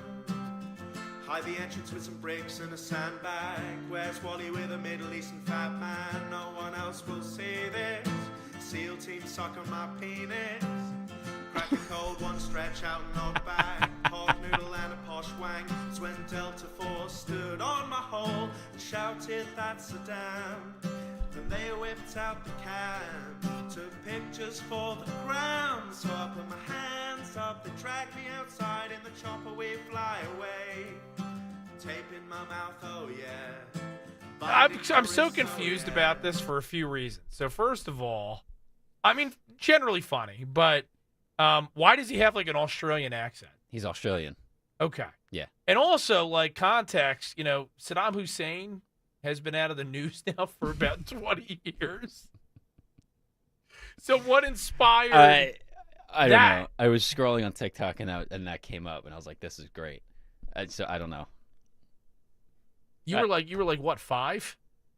When was that? When was Saddam Hussein a thing?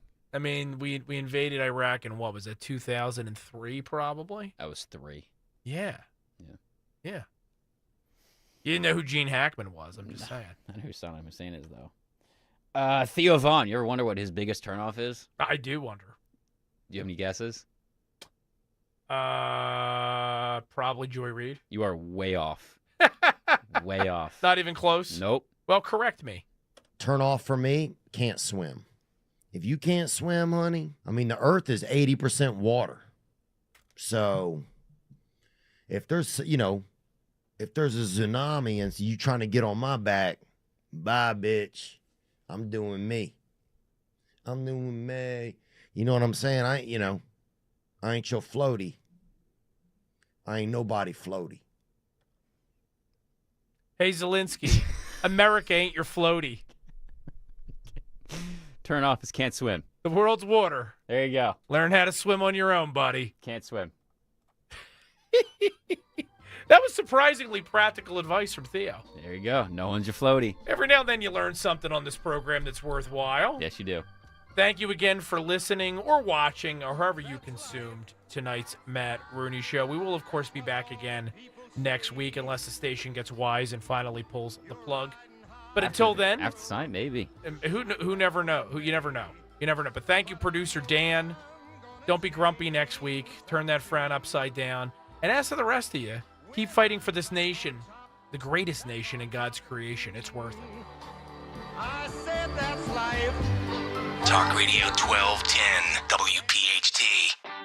Hey, it's Nick Cale, and this month, Talk Radio 1210 WPHT's Veteran Spotlight salutes Gil Balanzat, United States Marine Corps veteran. Be here this Wednesday morning, March 5th, as Cale and Company shine a spotlight on this outstanding local veteran in partnership with the Travis Manion Foundation, celebrating their remarkable commitment to service. Presented by Window Nation. For all of your window and door needs, visit windownation.com.